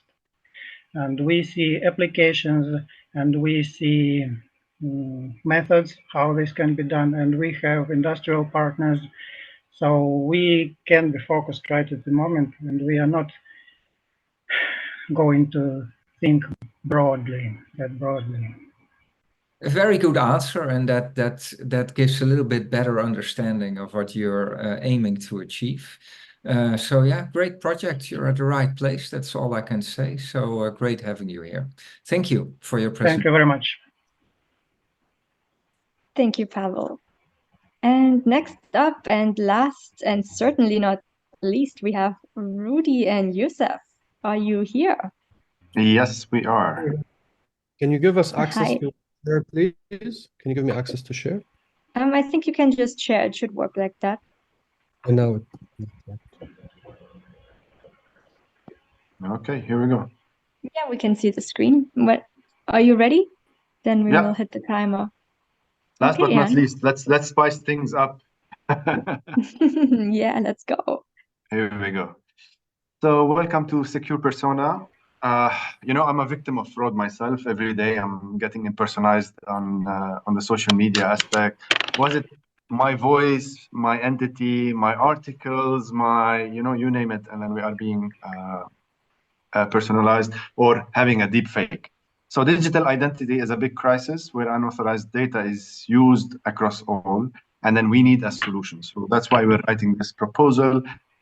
We need a robust system with AI and blockchain back identity verification and protection to allow people to secure their personal livelihoods, both on personal and corporate security is at risk. We need to create the power for the next AGI or the next gen AI, whatever it is gonna take shape. So we need to do this with existing digital, systems that are available are currently not supporting it, and we need to reinvent how things really work in this modern, complex world of AI-generated fakes. And that's why we need secure personas. And this is where we have from the problem, we go to the next slide, and Yusuf will take over. Okay, so what we aim to do is detect and counter deepfakes with AI, blockchain, and web scraping. We're going to provide two solutions, a B2B SaaS model, an API that integrates with other platforms, and a B2C SaaS models allowing individuals to copyright and tokenize their digital IP, whether it's audio, video, images, or text. The solution, we just went over it. We're incorporating all these elements into one platform. We're adding on a scraping tool. So also we'll be scraping the web to detect these deepfakes and counter them. Our unique value proposition is that we're detecting the unauthorized usage of IP based on the data that users have tokenized with us and notify them if their IP is being used anywhere else. Also, we can benchmark the original IP to deepfakes if there are any issues that arise. Okay, the technology stack. So as we said, AI, blockchain, and web scraping. We have a POC up and running. As you can see, you can copy paste a full article. Right now we did it on text, or you can put the link of an article and the AI will detect how much of it is AI generated. This is a personal article from Rudy's articles. So you can see he doesn't use AI. He personally writes his articles. Okay. The business model, as we said, we have a B2B SaaS platform. It's going to be subscription-based API. So we integrate with other platforms with APIs, and we can develop custom solutions for different platforms. We're not targeting big platforms. We're targeting smaller platforms. I'm sure the big platforms are already trying to detect or finding a solution for this problem. In B2C, we're trying to allow individuals to copyright and tokenize their service, their IP, through this service, so they'll pay to tokenize, and we're going to have a freemium model for individuals. In terms of the market, industry trends show that the market is increasing from 7.6 billion in 2020 to 15.8 billion by 2025, with a growth rate of 15.6% annually. The competitive environment shows us that there are many solutions, but there is no one solution that's combining all of them. All solutions are using different parts and small parts, so there's no one complete and robust solutions. And we're trying to also comply with innovations in the regulatory landscape by complying with what they need. Our consumer segments. Your time is up, by the way. Okay, very quickly, these are consumer segments, and I believe the presentation is done. We need this budget. Our team has worked on 10 AI and blockchain applications combined, and that's it. Thank you so much. Any questions? Thank you, Rudy and Youssef. That was excellent. Very, very interesting. Is there anybody in the room that has a question? We hope so. We're trying to solve one major problem, even though Yusuf mentioned that even though the big platforms, they are trying to do solutions, believe me, I have a big issue with Meta. I have lawyers speaking with Meta, and they're not even my accounts are verified, and then they're not doing anything. So, yeah. Yeah, one of our employees actually they took a video of me as well, and they made through deepfake they made a whole video of me, and I was like, yeah, imagine they can take a video of you, an image, and they can make you talk and say anything. So it's this is the problem of the future, and if we solve it today, I believe we have a huge market to address. Oh, Yeah. definitely, that is for sure. I have a remark and a question maybe. So what I really like about your project, it's very professional. It has a beginning and there's an end. It has a very targeted problem that you're trying to solve, and it has a business model behind it. So you know exactly what you want to achieve and how you want to do it. So congratulations on that. I think that's really cool. Well, one question you mentioned, so one thing that I saw is that you can detect if my assets are being used in a place where I haven't authorized it. If somebody would create a deep fake video from me based off the 100 videos that are on YouTube these days, would you be able to detect that also, even if it's a different video with a different background in a different, would it be able to connect me with those deep fakes? Yes, of course. This is why we have the scraping engine. So today we're going to build, we've already built the AI detection tool for text. We're going to build it on video and on images. And in addition, we're going to have the scraping engine that keeps on scraping the web to match if there are any deepfakes. So if you want to upload a video and detect yourself, you can, or the AI will notify you that there is a deep fake that's been released on YouTube, on Instagram, on Facebook, on wherever, because you have tokenized with us your image and your videos. That's super important if you can realize that. I think everybody can understand that. That's the biggest challenge. I can't resist this. How long will it be until the AIs become so good in generating authentic looking content that you won't be able to detect it anymore? That's a foundation problem. Right now we can detect easily because there are certain codes in the generation that shows it's where the origin is from.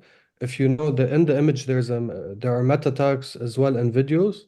So the origin of generation is always linked to these meta tags. So unless somebody generates and then plays with the image itself or with these meta tags, that's one thing. Another thing, there are certain patterns that AI uses to generate these videos and images.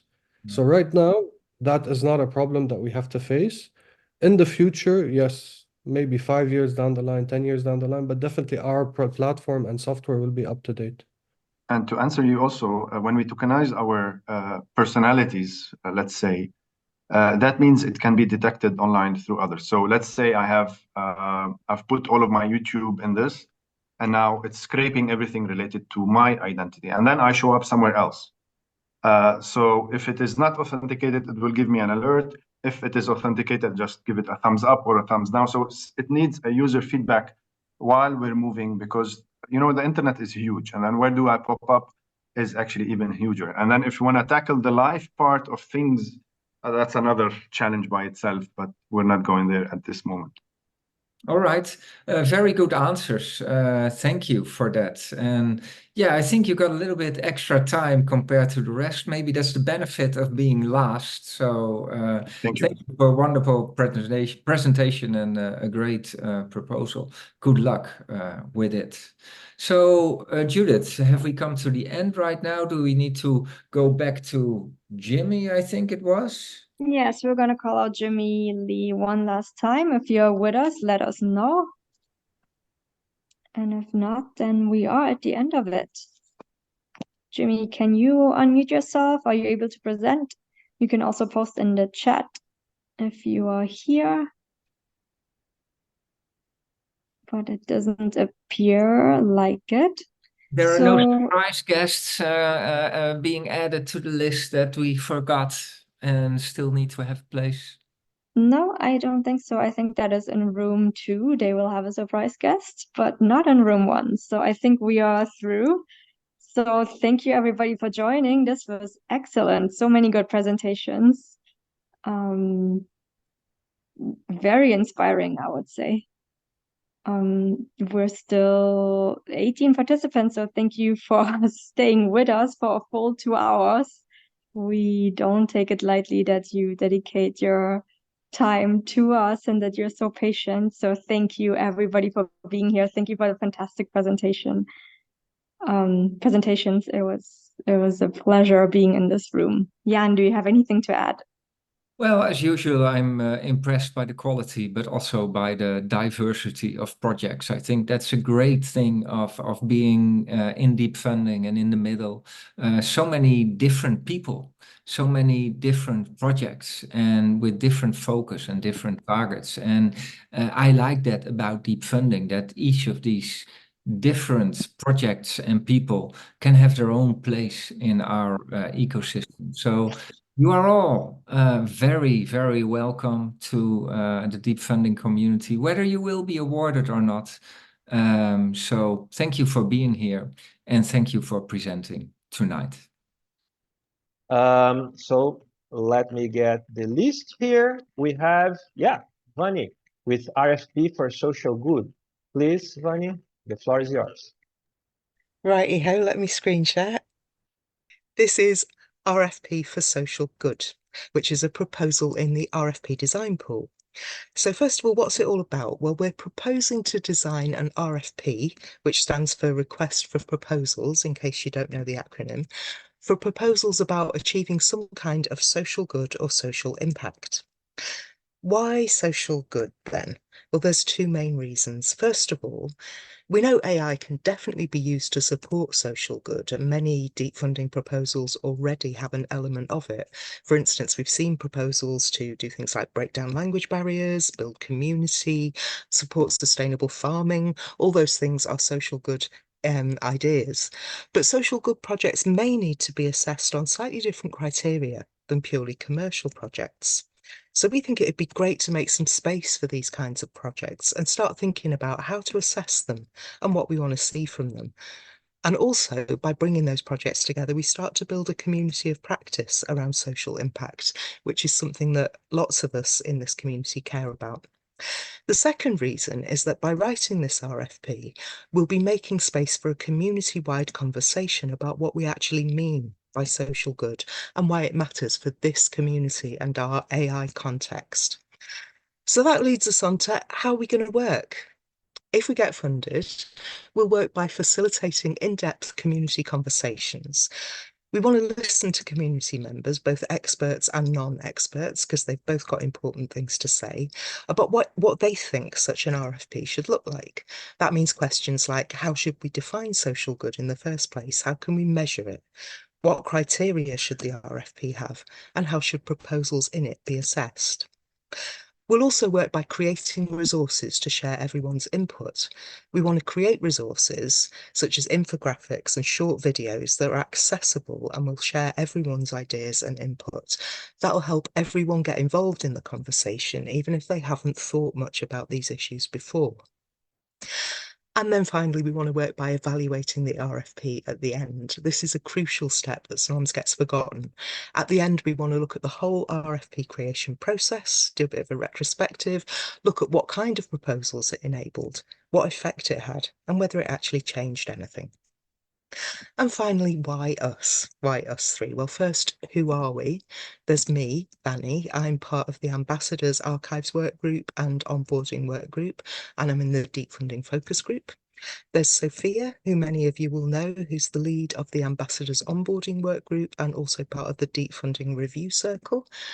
And there's Love, who's a writer, designer and facilitator, and is part of several ambassadors work groups, including onboarding, writers and governance.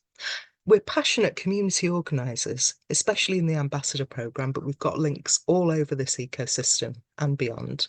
And we're good at engaging people and getting them talking. We're great facilitators and documenters, so we think we'd be able to bring the community together to have these important conversations about social good and write an RFP that reflects the community's thoughts. That's about it from Vani? us. You can give us a review there, and thanks for watching. Great, great. Thank you, Vani. Did I I'm go gonna, over? Apologies. yeah, no, that's fine, that's fine. It's all of us are learning. By the way, I'm going to raise my hand when the presentation is 30 minutes, okay? Well, we have 30 minutes left, so keep an eye on 30 my minutes. hand. Rafael, 30 you said seconds. 3 minutes. Yeah, 3 minutes, and when we are left 30 seconds for you to wrap up, okay? Yeah, but Rafael, can we get the timer on the screen? No, I don't have it here. I'm sharing on my mobile, so No, okay. I don't have it. The app. Okay, that's fine. Yeah, okay. Unfortunately. Yeah, so anyone has questions to Vani and her RFP for social good project? No? Okay, so thank you very much, Vani. Let's go to the next one. Alan Valdivia, is Alan here?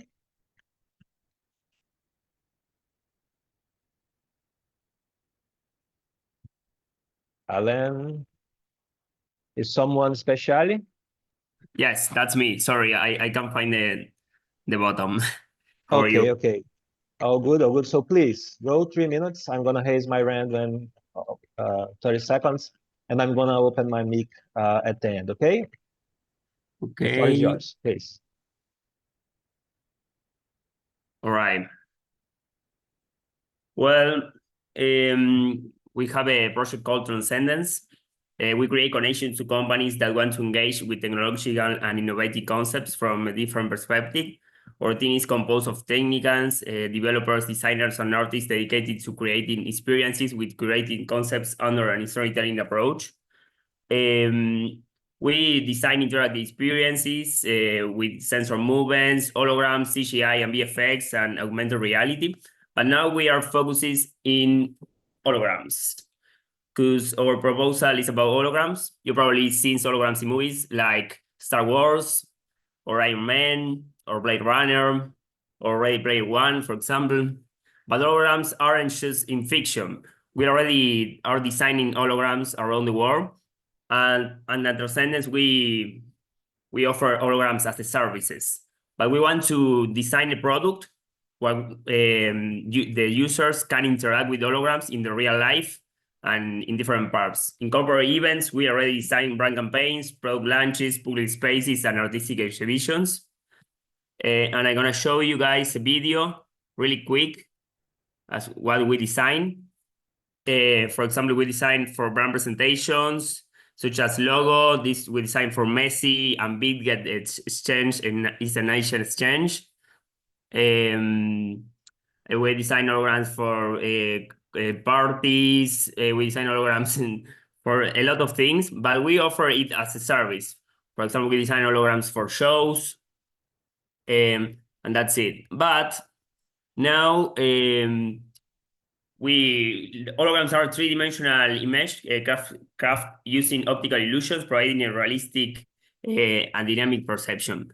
So the thing is, we want to expand globally with the support of Tiffany and SingularityNET, and we want to expand the business, creating a holo AI assistant for applications such as customer service, emotional support, and advertising and entertainment.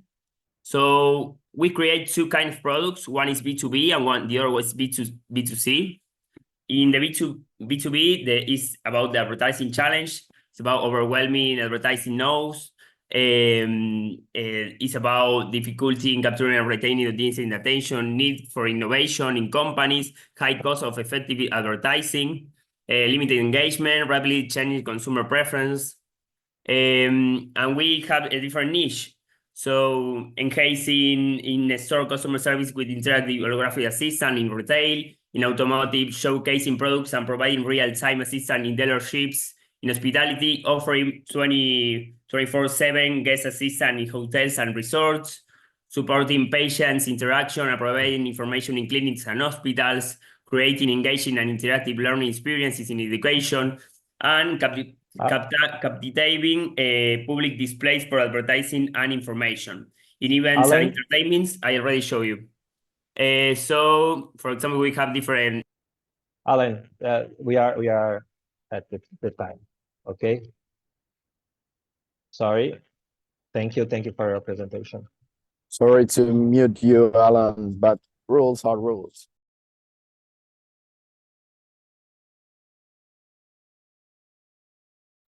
And now you are mute, Rafael.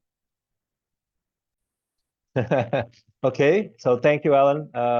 Anyone has questions to Alan on his Transcendence Holographic AI project?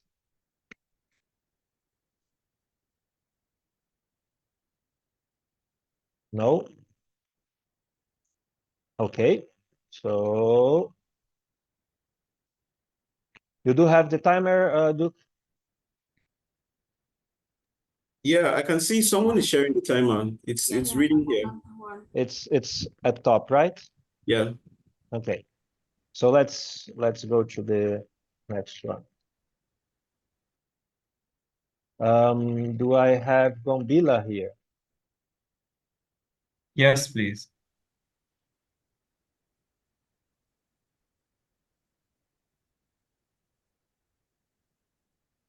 So I say, okay, it's 3 minutes. Okay, Gombila, please. Thank you very much for this special opportunity. I'll be sharing my screen right now.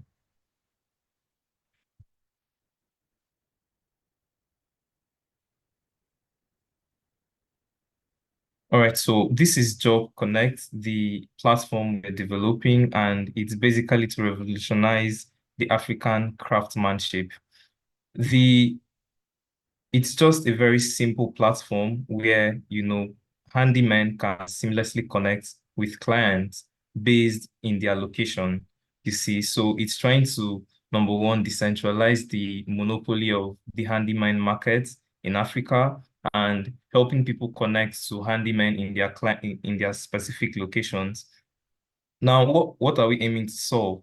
Currently, clients face difficulties in making appointments with handymen that are skilled, with ease, and with feedback from previous clients of those particular handymen in one platform. So this platform is more like bringing everything together where you can book an appointment with a handyman, schedule an appointment, view the past reviews from other other clients that the handymen have served, and doing all of these things within 30 seconds. Now, it also helps to solve the lack of clients to handymen, in the African market.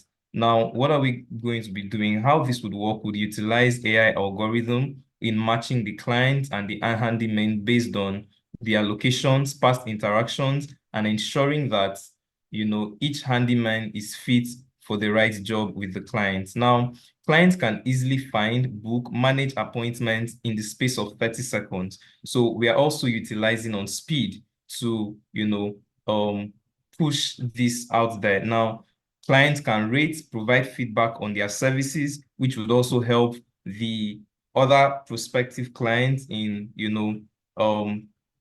it would help them know whether or not, they can carry on with this particular handyman. Sorry, I'm trying to speed this up. Now, it optimizes this process. So this is a platform that optimizes the process of getting a handyman, making an appointment with the handyman, and it would utilize a reminder system to send reminders to the handyman, an AI system that would send reminders to the handyman, letting them know the schedule of the appointment. And at the same time, you have the opportunity to see feedback from other clients. So we're going to develop this platform, the MVP development, platform testing and feedback, platform launch, and market entry. Thank you so much. I think this is as far as the time you have allowed me to go, so I'll just stop here for now. Thank you, Gambira. Yeah, anyone has questions to the Job Connect project or proposal? Yeah, I've got a quick one. So you're focusing at the moment on handyman. Do you think you might eventually expand it to other kinds of freelancers and other kinds of jobs? Yes, I would, but right now, if you would notice, there are many platforms out there that focus on freelancers that, are in different spheres like content writing, digital marketing, and the rest. But then, especially here in Africa, there is no one exactly, that focuses on handyman. And handymen are needed every day and everywhere. So right now, our focus is going to be on handyman, and then we would then, from the feedback, the growth of the system, begin to include other freelancing, platforms or services. But for now, the focus is solely going to be on handyman. Thank you very much. Thank you, Gambira. Well, due to the rules, we have only one question, right, per project. But we have a surprise here. We have Gambira again with the MyTech project proposal, secure digital creation ownership, right? So please, you have 3 minutes again, Gambira. Yes, hi everybody. Thank you for having me. I'm going to go ahead and share my screen from my other account. Hopefully this works.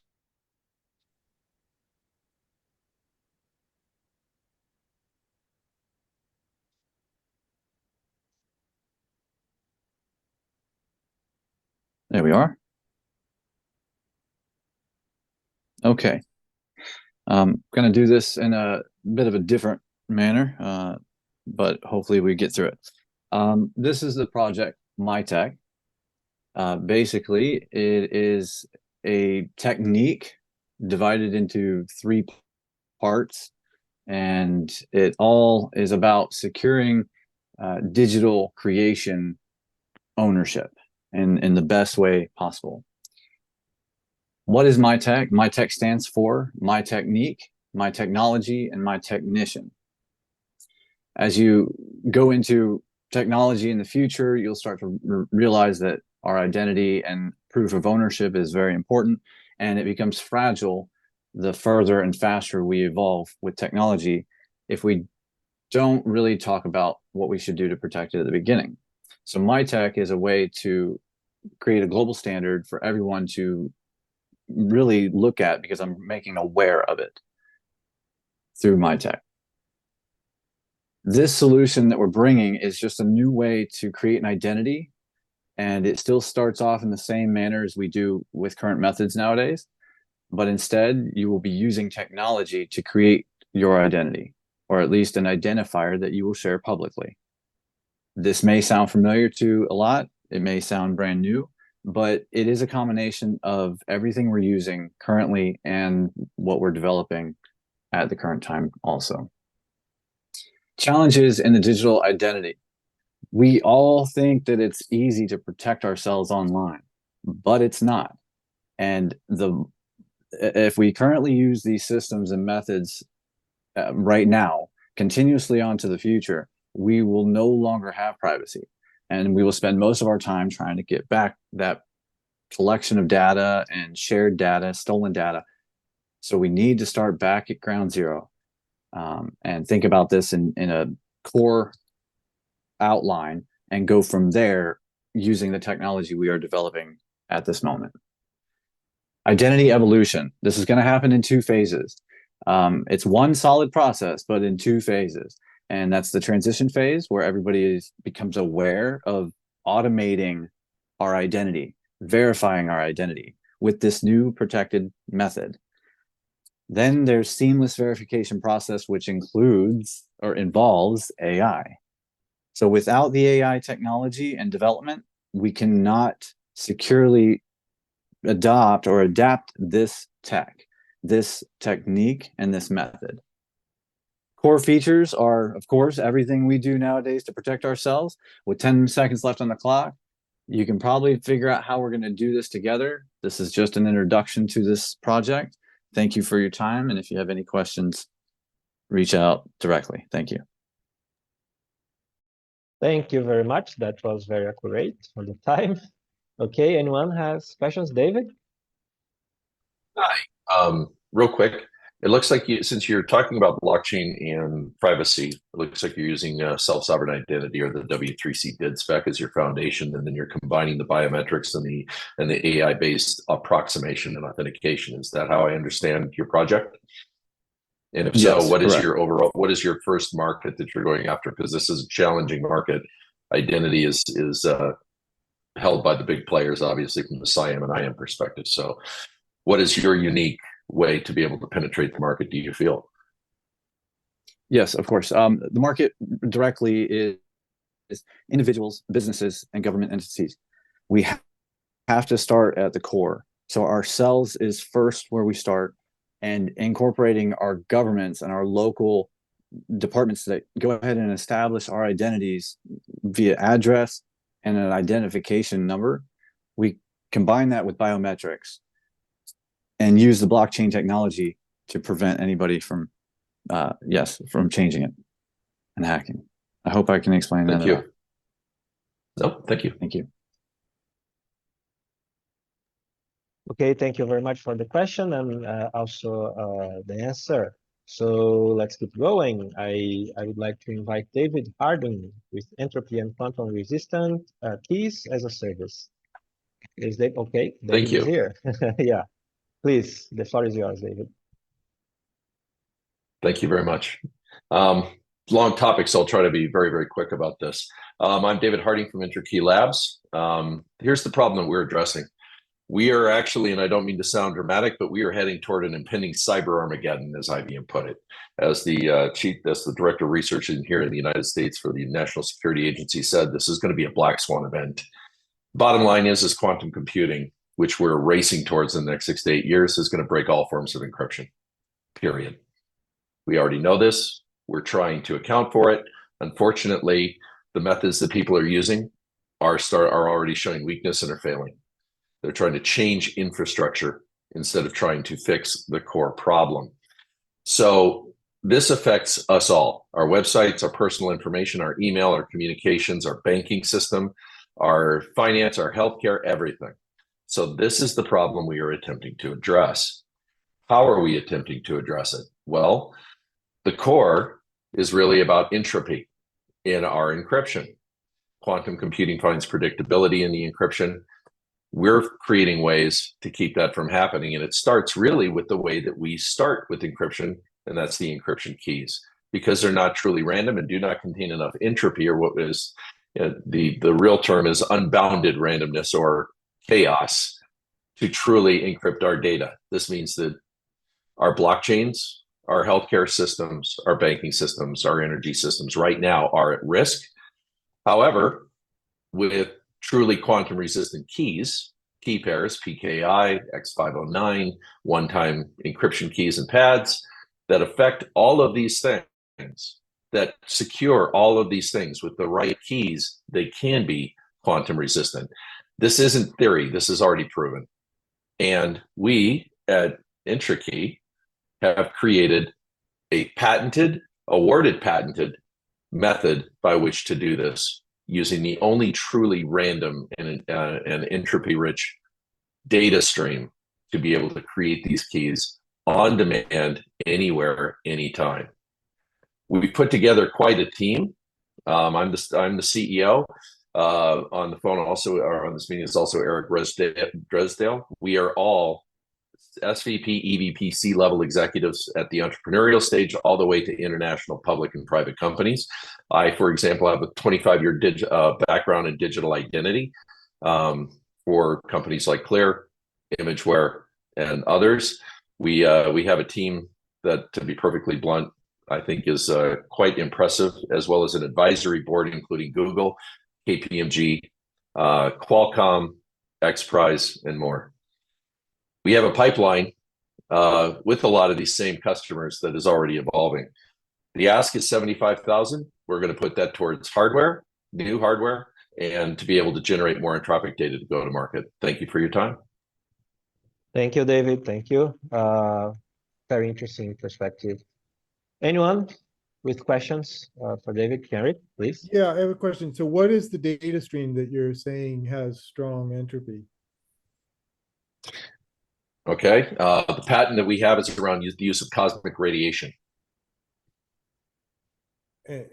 So You can't predict a solar flare that happened about 2 billion years ago, for example. So the data streams that we're collecting right now are from cosmic radiation. We're capturing specific elements of it that are truly random and can score the correct entropy. Does that answer your question? Yeah, well, but one thing is that would be sensed by anyone, right? It has to be both random and doesn't it need to also have, like, if everyone has that stream, wouldn't that be one path to breaking any codes based on that stream? Well, to give you an example, I'm looking at two different capture devices on a computer right here. They are within centimeter of each other. They captured completely separate streams, even that close. So no. All right. Great question. Okay, very good. Yeah, sounds quite interesting. Okay, good. Time's up. And now we have Duke. Duke with SingularityNET Africa community. Please, Duke, state your project. Hi, everyone. Trying to share my screen now.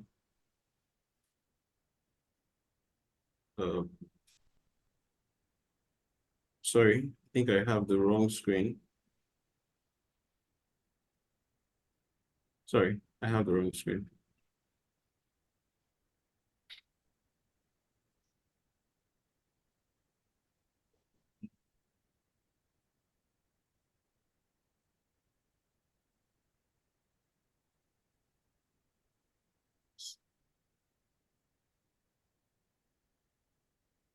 Yep. Okay. Can you see my screen now? No, only your folder. Yes, please. What screen are you seeing? Because I'm literally sharing The presentation folder without and files, not the presentation itself. Interesting. I'm surprised as to why that is. I sometimes find if you stop sharing and reshare, it'll work. Oh yeah, that would be cool. Is the PDF open? So try to find on the list of screen. It is.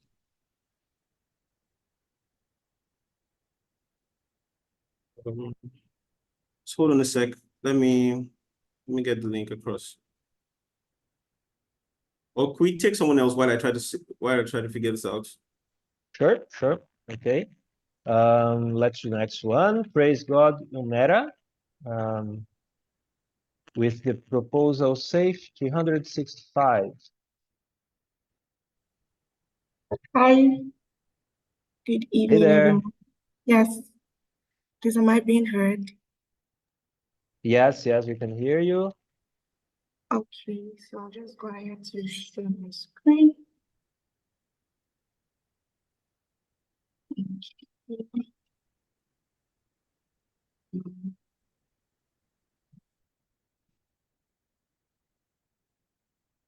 Okay.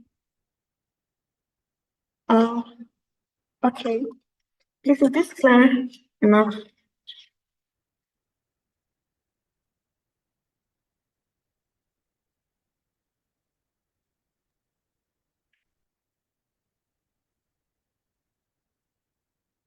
Okay, I want to be sure I'm being heard.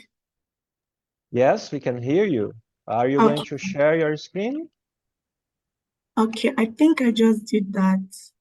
No, we didn't yet. Okay. Okay. 1 second.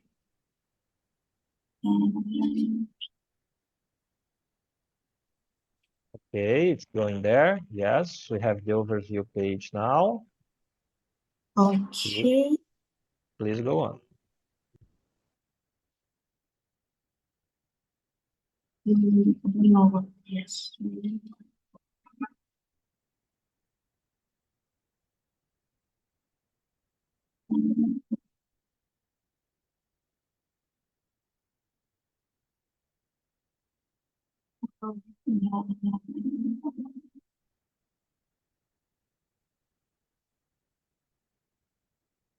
Sorry, please. Yeah. Sure.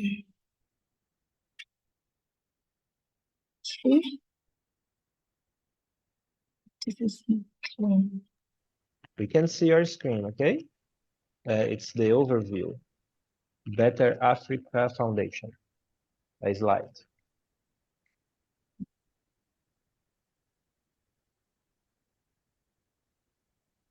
It's not the one you want to share? Yeah. This is the one I want to share. Okay. I don't know if you're still overview.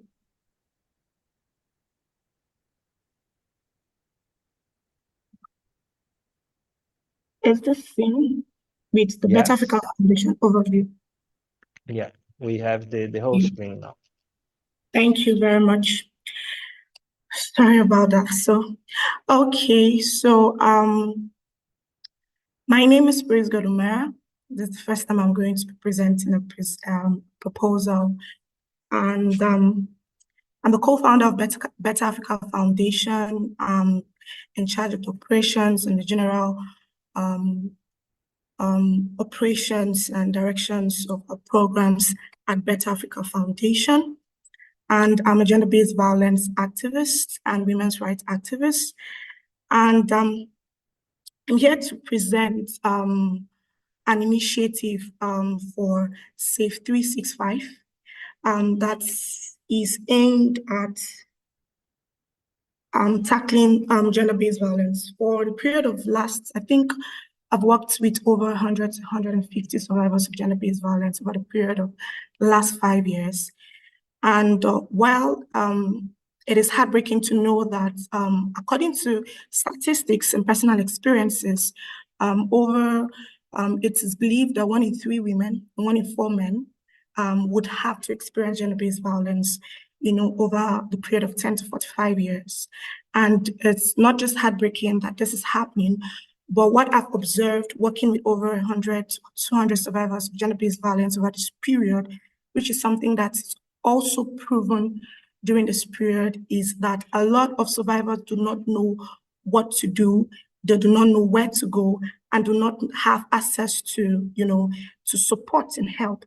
And this is what birthed the idea for Safe 365, an initiative that is supposed to harness AI to tackle the critical challenges, the challenges of gender-based violence survivors. Because gender-based violence does not only affect, the person, people that are survivors of gender-based violence, but in general also affects communities and societies and even productivities and economies and income. So it is not something we can keep on overlooking, especially from this part of the world where I come from. And so this initiative is to provide, with the help of AI, integrating AI, a safe and secure and decentralized platform where survivors of gender-based violence can find help, can find safety, can find, support, and even without being known. Okay, they don't have to be known. They can have access to help. We could use the logistics around them to give them referrals to the nearest help center, whether it's for mental health, whether it's for legal help, whether it's for, general wholeness of their health. And I think I'm going to stop here because I have barely 6 seconds left. And if there's any questions, I'm open to answering them. Well, praise God. Thank you very much for your presentation, and thank you also for taking care of the time for the other participants as well. a very interesting project and proposal. I would like to ask if anyone has questions at this point.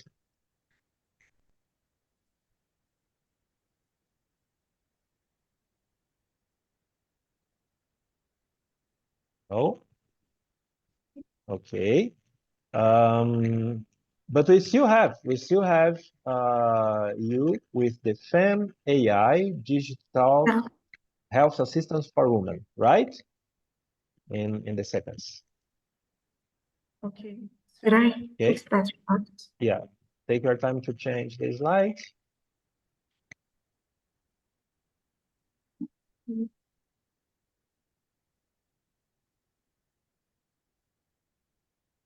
Okay, I don't know if this is the thing. Okay, it's full screen now. So Okay. You can start. Okay.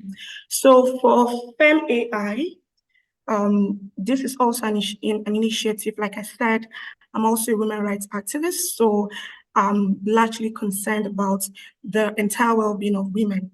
And this is for me very important because not only do women constitute over 50% of the world's population, but there are certain health concerns that are streamlined and their experiences only women can have. So why not have a particular health solution that could tackle these experiences that only women can have? And there's a long list of experiences from reproductive health, menstrual health, to fertility tracking, pregnancy, and menopause, and the general mental health and general wellness that is exclusive to the fact that you're a woman.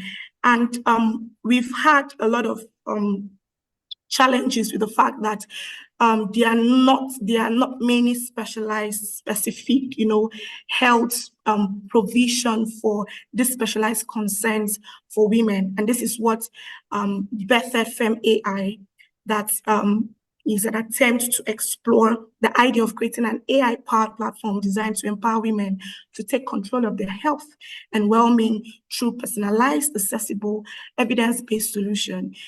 For this particular one, we have a lot of issues. I've already talked about the problem with specialization, because the general thing is that we have a lot of healthcare services for general well-being, but there should be healthcare services for women because there are health challenges that are specific to women. And so we should also have the fact that it's accessible. Women still represent the percentage of the world that are underserved. So we should have a healthcare provision that should serve just women. And then there should be it should be evidence-based as well, and it should be accessible. And this is what FEM AI tries to proffer, a platform that will enable women get personalized, accessible, evidence-based solution, leveraging artificial intelligence, machine learning, and natural language processing. I've already talked about the problem and the specificity of the problem, and the fact that apart from the fact that women would not know where to go to because it's also a problem with education, there is also the part of the stress is going to bring to them, the part of the frustration, the part of the need for privacy, because everything is interlinked, because we may not have, women are underreached and underserved. There is also a problem with not having the number of quality healthcare providers that are supposed to give these women maybe the sense of privacy they need. For some women that would want a sense of privacy. So what we are going to provide, what we're trying to explore is the desire to bring personalized insights. What FEM AI is going to try to proffer is the desire to bring personalized insights, support for menstrual health, fertility tracking. This is to bridge the health education and health information gap that exists, and also help with virtual consultations. But beyond virtual consultations, we have cases of emergency where people may not. Bessie, sorry, apologies, but we are extending the time. Okay, if you want, you can finalize your sentence, please. Okay.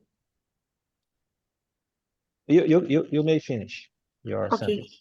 So we are trying to provide personalized insight, virtual assistance, virtual consultation, and direction to referral centers in a case where there is a need to have a physical meetup with a health consultant. So that'll be it. Okay, thank you. Thank you. I'm sorry, we had a problem with the timer here. That's why you didn't see it. Okay. I'll see my time after some time. Okay. We Thank are you going very to take care of the time next as well. By the way, thank you, Ese. Thank you for doing this. Very important. Okay, anyone has questions to the FEM AI proposal?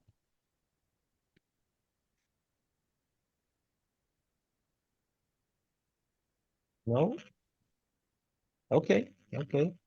Thank you very much for the two presentations, very important ones. Let's then get to the next one. I will get back to Duke now, considering it seems, have you managed to put your presentation, Duke? Yep, I guess. So we'll just try it again and hope it works. If it doesn't, probably think of something else. I don't know why my presentation slides are refusing to load up, but we'll just try it again. Let's see. Sure. Bessie, could you please close your sharing screen, please? Or Duke, No, I can't share while this... No, yeah. She is going to in the Zoom, please, Bessie. No, in the Zoom. In the Zoom application.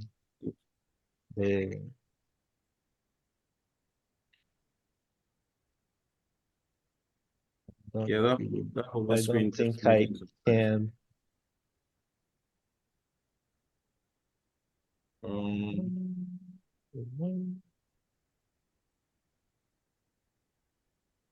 Can you enable multiple sharing, Rafael? Yeah, but then I believe we are going to stay with the other as well. But let's try. No.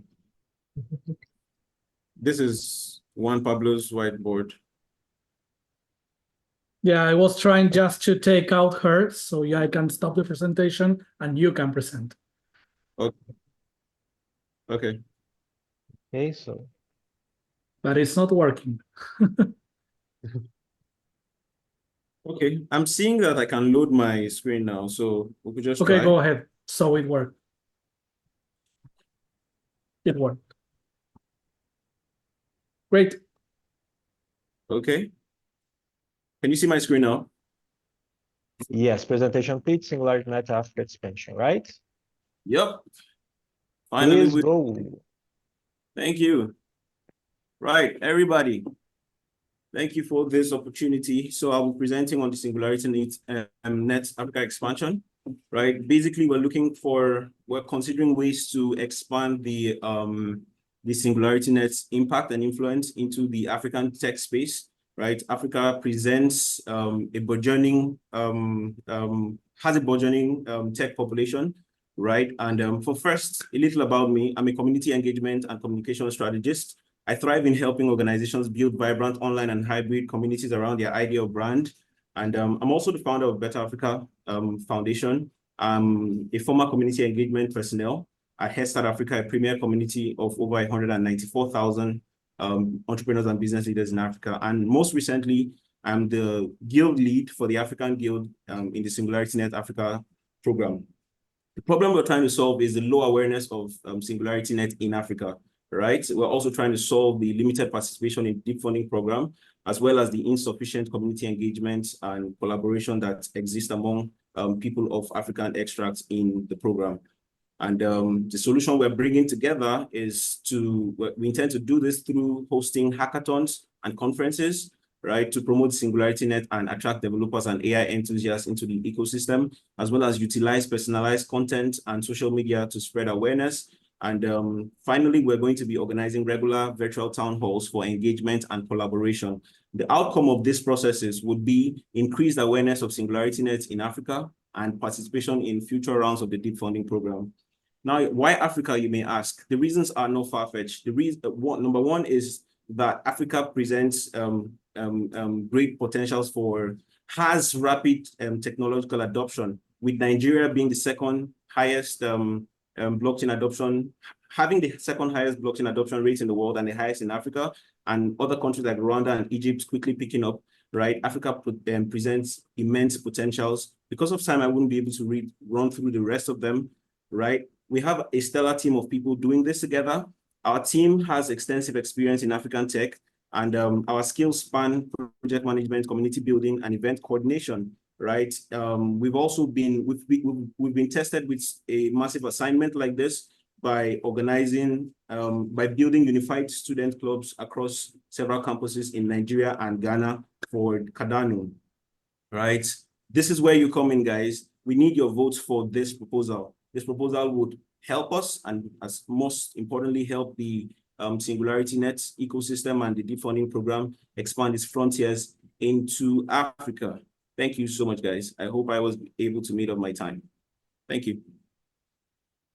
You use it very, very well, Duke. Okay, anyone would like to inquire or make questions to Duke around his proposal?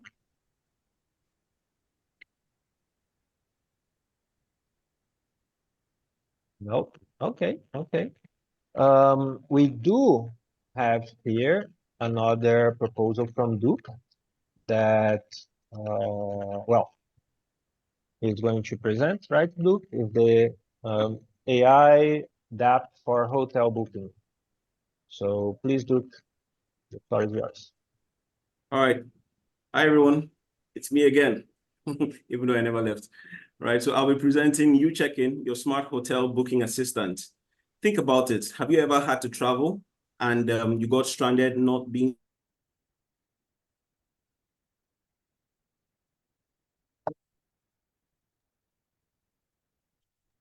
It seems Duke has we lost technical him. issues.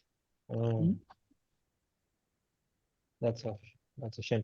Okay, so we can go on. Perhaps he's going to disconnect and connect again, and then he can start his presentation from the beginning. Okay. Let's go then to Kim Som Shung, pioneering DeFi domain content generation on X. Yeah. Hello. Okay, Kim Som. Or welcome. It seems we only have a problem. Are you going to share screen? Yeah, I want to share the screen, but it said like other participant sharing. Now you are going to make it, please. Okay. That would be great. Yes, just saying hi in Hong Kong. It's 3 a.m. now. Okay. Can you all see my screen? Okay. Yes. Cool. So let me start. So hi everyone. I'm Kinson, the co-founder of Sidan Lab. Our project Confi, which stands for Content and Comfy, setting up a marketing agent to create customized interactive content in all sorts of format. So project builders today struggle with creating engaging and tailored content on social media. The fast-paced competitive social media make it difficult for builders to generate resonant content efficiently. Project builders who spend lots of time on marketing, they need to sacrifice the time to develop and improve their protocol and projects. This often results in generic, less impactful campaigns that fail to capture the audience attention. So, Convi is our solution to this problem. We enable builders to set up a marketing agent to create impactful content to the target audience. In our first phase, we are going to focus on the feasibility of content analysis on Twitter, which is X now, to provide valuable insights and trend recommendations. In the second phase, we will develop a content generation module that uses generative models to create emotionally engaging content. Our first focus area will be on the DeFi area, and we will extend to other area at later stage. Ultimately, We plan to add more complex features, including support for multi-modal content creation. Imagine integrating images, 3D renderings, and even songs into your marketing campaigns, making them more immersive and impactful. So, by introducing this dynamic AI agent model, Confi will enhance the content creation on social media, not only streamlines the content generation, but also offers a scalable framework for AI-based DeFi marketing solution. For the SingularityNET ecosystem, Confi provides a tangible use case that leverages the SNET decentralized AI infrastructure. It will attract more developers to create innovative AI solutions on the platform, driving broader adoption and integration of SNET offerings, ultimately contributing to the ecosystem growth and maturity. So, why Sedan Lab? Sedan Labs has proven track record of delivering successful projects in blockchain space. Our team comprises experts in open source project contribution, development, cybersecurity, AI, DeFi, and education, ensuring that the knowledge and skills to execute this project effectively. Our success in Cardano Project Catalyst Fund 11 proposals underscores our expertise, experience, and commitment to innovation and excellence. Here is the educational events, interviews, and podcasts that we did. So here, in conclusion, Confi aims to revolutionize content creation for project builders, making it comfortable, efficient, and impactful. We would like you to support us and collaborate with us. Together, we will enhance the SNET ecosystem and pave the way for future innovations. Thank you. Amazing, amazing. Thank you for being awake so late in order to attend the event as well, okay? Sure. Anyone? Questions? No? Okay then. Okay, we can jump here. I see Duke. Duke, are you okay with your connection? Yep, I'm good. Yeah. Okay, so shall we start again the AI dApp for hotel booking proposal? Yes, please. Yes, please. Okay, so please go on. Okay, sorry about that, guys. My network just happened.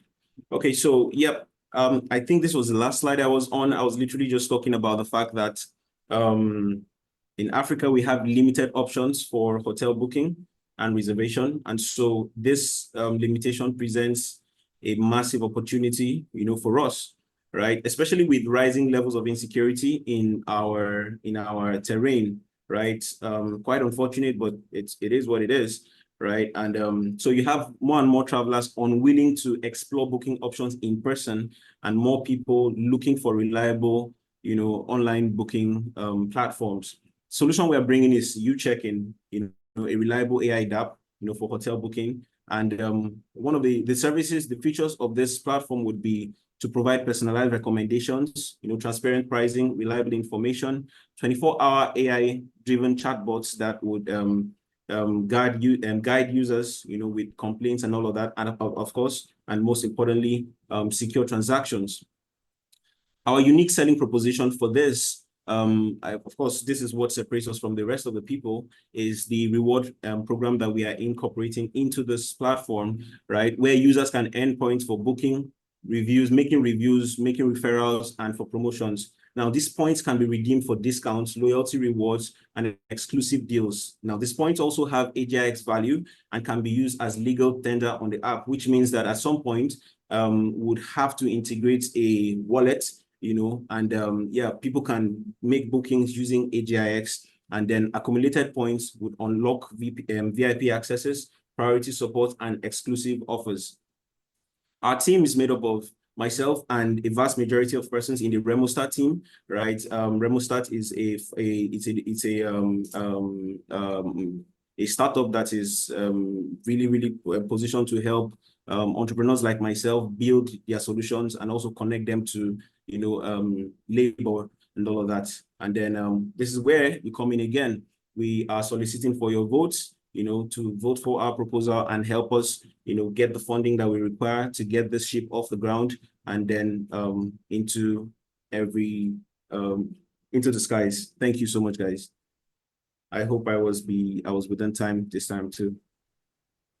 Yeah, it was very good use of your time. Thank you very much, Duke. Thank you. Anyone? Questions to Duke and his project on hotel booking with AI?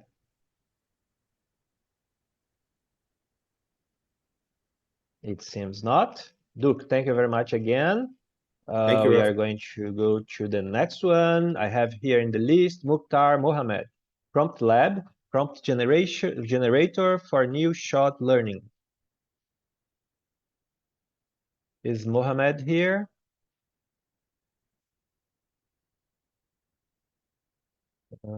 I don't think so, right? Okay, if you are trying to speak, you are probably muted. Okay, no, I don't think it's here. So let's get going. I have the next one in line. Menelik it's Shetu, I guess. AI assistant, chatbot for SingularityNET ecosystem. Menelik, I believe I'm yes. here. Yeah. Yeah. Hello. Well, the floor is Hey, yours. everyone. Okay. Let me share my screen. Okay, so does everybody here see my screen?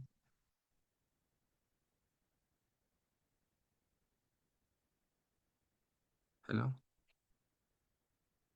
Can you see my screen? Yeah, we can see the presentation in the portal, right? The Deep Funding portal. Yeah. The proposal. Okay. Okay. So as you hear, my name is Nidik. I'm here to present our project AI Assistant Chatbot for SingularityNET ecosystem. So this project aims to revolutionize the way users interact with the SingularityNET platform by providing an intelligent, seamless, and user-friendly assistance experience. So to present the problem, currently users, including me and my coworker, and everybody have a significant challenge when seeking information about the SingularityNET. Also for the deep funding, as you know, the deep funding doesn't have AI assistant chatbot. So they need to navigate through various sources and platforms, which can be time consuming and frustrating. This fragment approach not only diminish user experience, but also so the solution to this problem it's simple. Our solution is addressing this problem by integrating long-term memory system using the knowledge graph, like using the large language model, as you know. It's based on this assistant, and this intelligent assistant will provide user with instant and accurate information about the SNET service, products, APIs, documentations, every project. So, so this will improve both efficiency and user satisfaction. There are some core features about this project. There is knowledge graph integration, which is the latest technology. There is an advanced NLP capability, scalability and performance, accessibility. There is a lot of core features. Also, we use to measure the impact and the success of our projects. We will use both qualitative and quantitative metrics. The qualitative metrics including response time, user engagement, accuracy rate, and blah blah. There is a lot of metrics. Also, the qualitative metrics used including like user satisfactions and usability testing. There is also pilot testing after if we get a fund for our projects, it's going to be good for the SNET ecosystem. So our team is uniquely qualified for these projects. Our teams, me and my coworkers, also work for a SingularityNET. You know, we are from a Mindplex team, Mindplex projects. I am from reputation engine developer. Also, my friend works for different AI assistant for a singular system. So this is our project. We wanted to integrate the AI assistant chatbot for the whole SNET platforms, the whole SNET project is so it can be easy for anyone, everybody. This is my project, this is our project. I hope you support. our projects. And thank you. Thank you, Melik, and thank you also for minding the time. Okay, very interesting, the ecosystem approach. Anyone would like to questions for this If project? anyone have questions, I will be happy to answer. Okay, Mike, please. Yeah, that's a really interesting idea, and I was wondering if you had any plans to integrating reputation systems in the marketplace into your chatbot. This is another question. This is out of topic, but me, the CEO of Mindplex, and John, we are discussing about integrating the reputation systems to the deep funding. We are in the process of integrating deep funding, but not like we didn't actually start, but we are in the process of integrating the reputation systems for this. Also, if you know Harley, I don't know if you know her, but we are in the process of integrating this reputation system for other SingularityNET ecosystems, including the longevity projects, if you know. Yeah. Yeah, I guess I was just wondering if I guess I can talk with you about that later. Thank you. Yeah, you can send me direct email if you have Mattermost account or something like that. And I guess that the both of you are on Mattermost as well, right? So would be possible to interact. Yeah. Also synchronously. Okay. Yeah. Great. Thank you for the presentation and the question as well. Let's go. Now we have Esse. Please, with DFOM, your AI community podcast on Twitter. Hi, everyone. Would I be timing myself? Okay, do let me know if you can see my screen. Yes, perfectly. Okay, so I guess I just have to time myself. Oh, I think, is someone doing that already?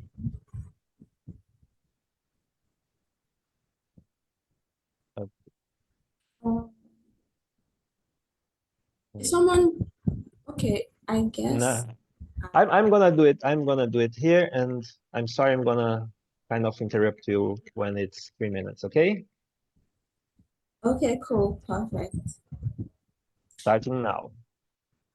All right, hi everyone. My name is Esse Williams. I'm head of marketing of Remote Start, and I'll be presenting my proposal, DFOM, your AI community podcast on Twitter. So DFOM is an acronym for Deep Funding Open Mic. DFOM was inspired by Cardano over coffee. Our aim is to utilize weekly Twitter spaces to host open mic discussions where we delve into SNET, deep funding, AGI, ASI, and the broader AI ecosystem. We aim to build on the efforts of the SingularityNET and DF Marketing Guild. We want to act as an extension of these efforts to reach more people in a dynamic, engaging, fun, cross-ecosystem approach. We offer a platform for startups, founders, talents, experts to pitch their ideas, share their story, and collab. We recognize the need for a space that acts as a catalyst for everyone to share ideas and projects. This platform will serve multi-purposes, fostering collaboration, innovation, enhancing product knowledge and user-based growth for SNET and deep funding, boosting project visibility and traction, and ultimately reaching a broader audience by effectively communicating the value proposition of both SNET and deep funding, and to help Jan, not to tell people that we have LLM, so people get to know and use them for their projects. Our vision is to create engaging content that attracts new users to SNET and deep funding ecosystem, spark creative partnership and amazing projects. Through testimonials from funded projects, we aim to create high quality, content that positions SNET and deep funding as thought leaders in AGI and decentralized AI governance. We also hope to refine proposals and increase our success rate through community feedback, increase general knowledge of AGI, ASI, AI, and SNET through exclusive spaces with reps from the ecosystem and beyond. We hope to give everyone a voice, fostering a sense of ownership and participation. Our team boasts a potent blend of community catalysts and content passes, ensuring vibrant online spaces and high quality content. We are both contributors to the Deep Funding Academy. We're part of the Ambassadors program, and we also have a YouTube channel where we share content for Deep Funding and SNET. So yeah, thank you. And I was right on time. You see, I managed to operate the timer here as well. Thank you for that. Anyone with questions to ask?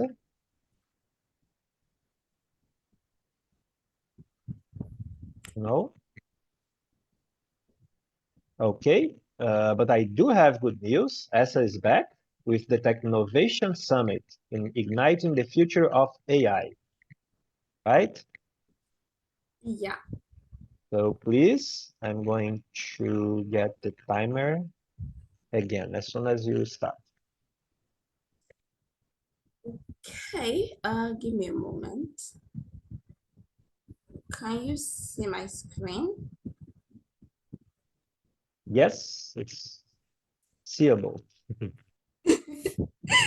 All right, thank you so much. This proposal, imagine a one-day event uniting 400 AI experts, entrepreneurs, and tech users. This is the Technovate Summit designed to propel SingularityNET and deep funding into the spotlight of the AI ecosystem. SingularityNET and deep funding hold transformative potential, while reaching new audiences and fostering user engagement remains crucial. The Technovate Summit tackles this challenge. Our solution involves attracting diverse attendees to discover the power of SingularityNET and deep funding, engage them with keynote speeches, workshops, and live demonstrations, spark lasting connections through structured activities and post-event initiatives, and equip attendees with the knowledge to submit successful proposals for future funding rounds. So measurable impact involves 400 attendees. Hopefully we have 5 deep funding submissions, 25% community engagement, fostering ongoing interaction beyond the event, and increased brand awareness showcasing SingularityNET and deep funding's value proposition. Our team consists of experienced event planners and executors in the blockchain and AI sector. We've been able to, we have community engagement experience, and we've been able with over 194 entrepreneurs and business leaders in Africa. We have strong industry connections and a commitment to building online communities. We are active members of the SNET Ambassadors program. We are also core contributors of the African Guild SingularityNET Ambassador program, and we also have expertise in marketing. This proposal is from myself, that's Esther Williams, and Duke Peters. This is really short because the Technovate Summit is an investment in SingularityNET and deep funding's future. It follows user acquisition, community engagement, and a robust deep funding pipeline. And thank you, because I'm done. Thank you.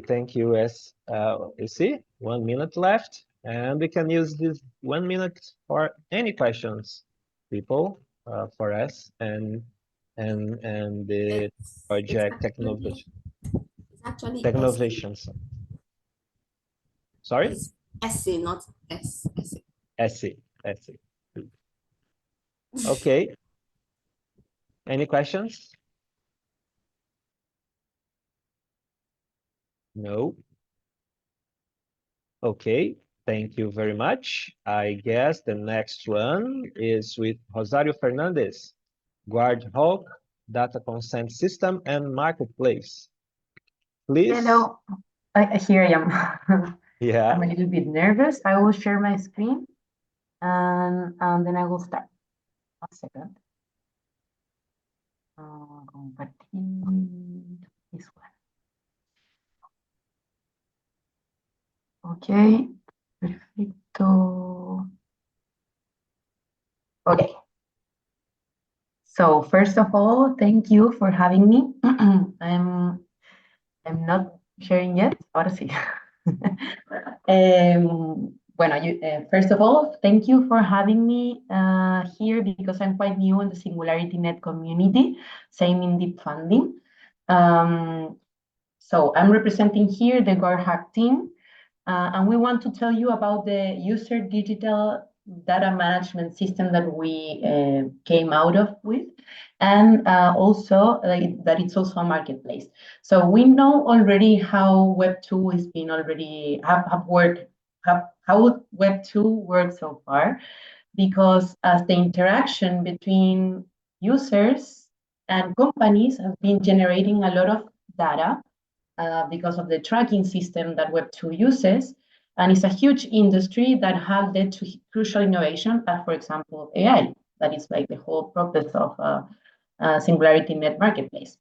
And this is super positive, but in the other way around, we also have some problems that have been happening because of the way it's been built, this infrastructure so far.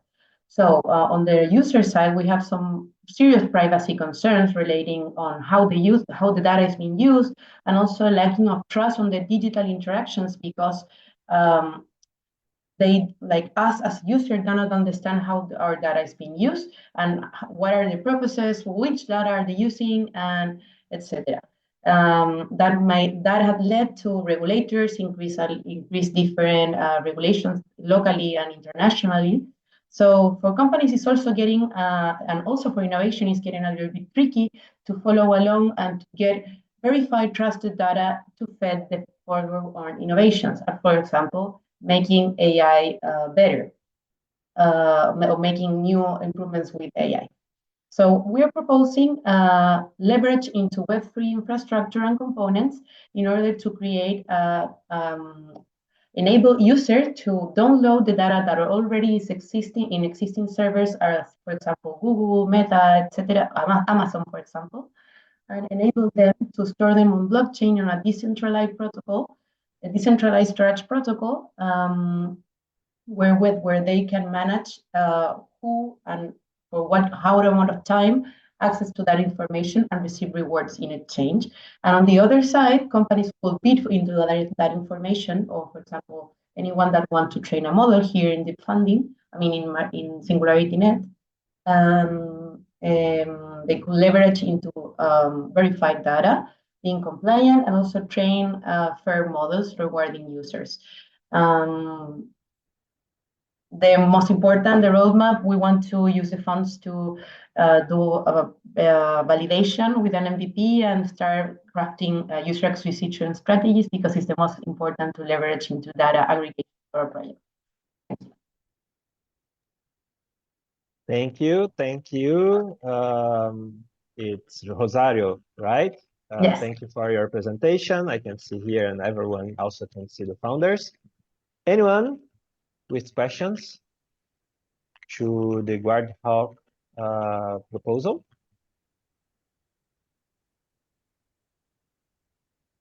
No? Okay, okay. Oh, thank you very much. We are going to go with Tommy Frey. Yay! We have here a hackathon design RFP for State University of New York, right? So please, Tommy.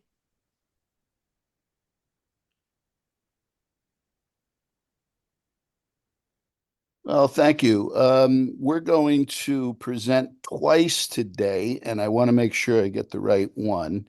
And the first one is an RFP design. And can everybody hear me well and see my screen? Yep. Yes. Okay.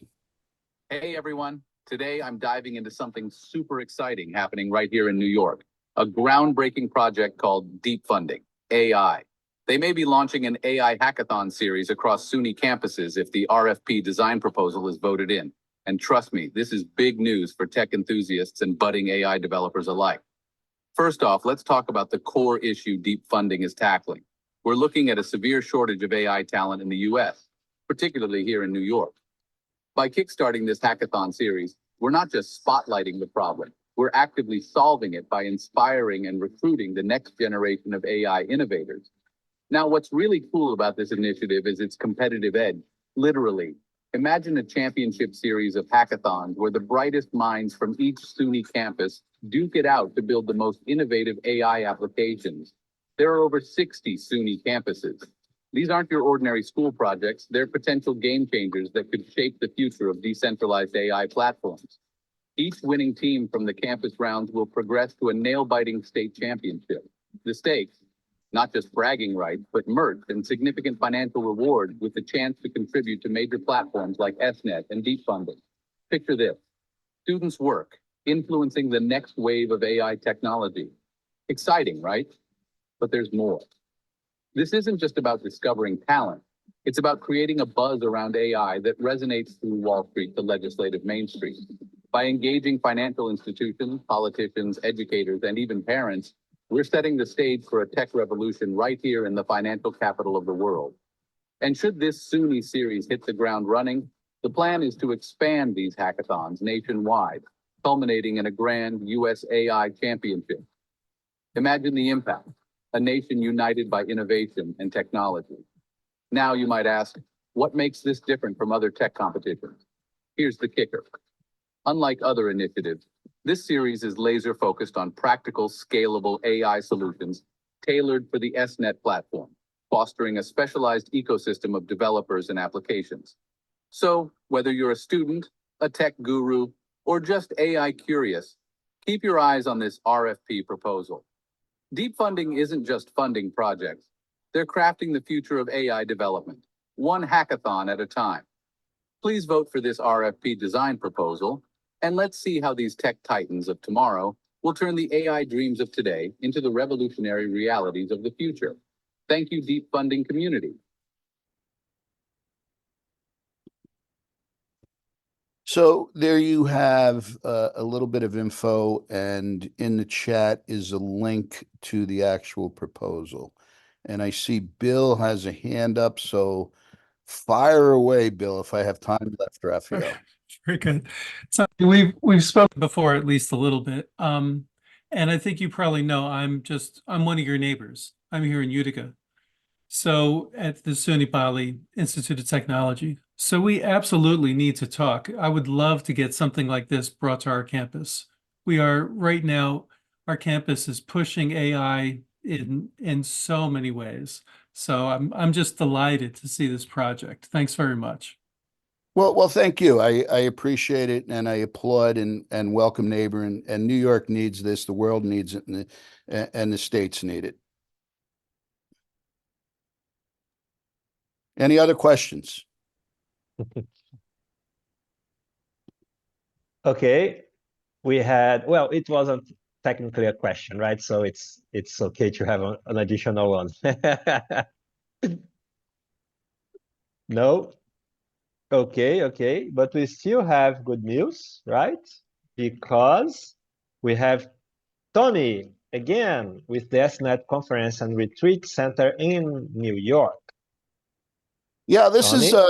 is an interesting one, and it's really a wild shot in the dark to see if there's any interest, and also build a center in New York, the financial capital of the world. So give a listen, give a watch, and sit back, eat some popcorn at this movie I made.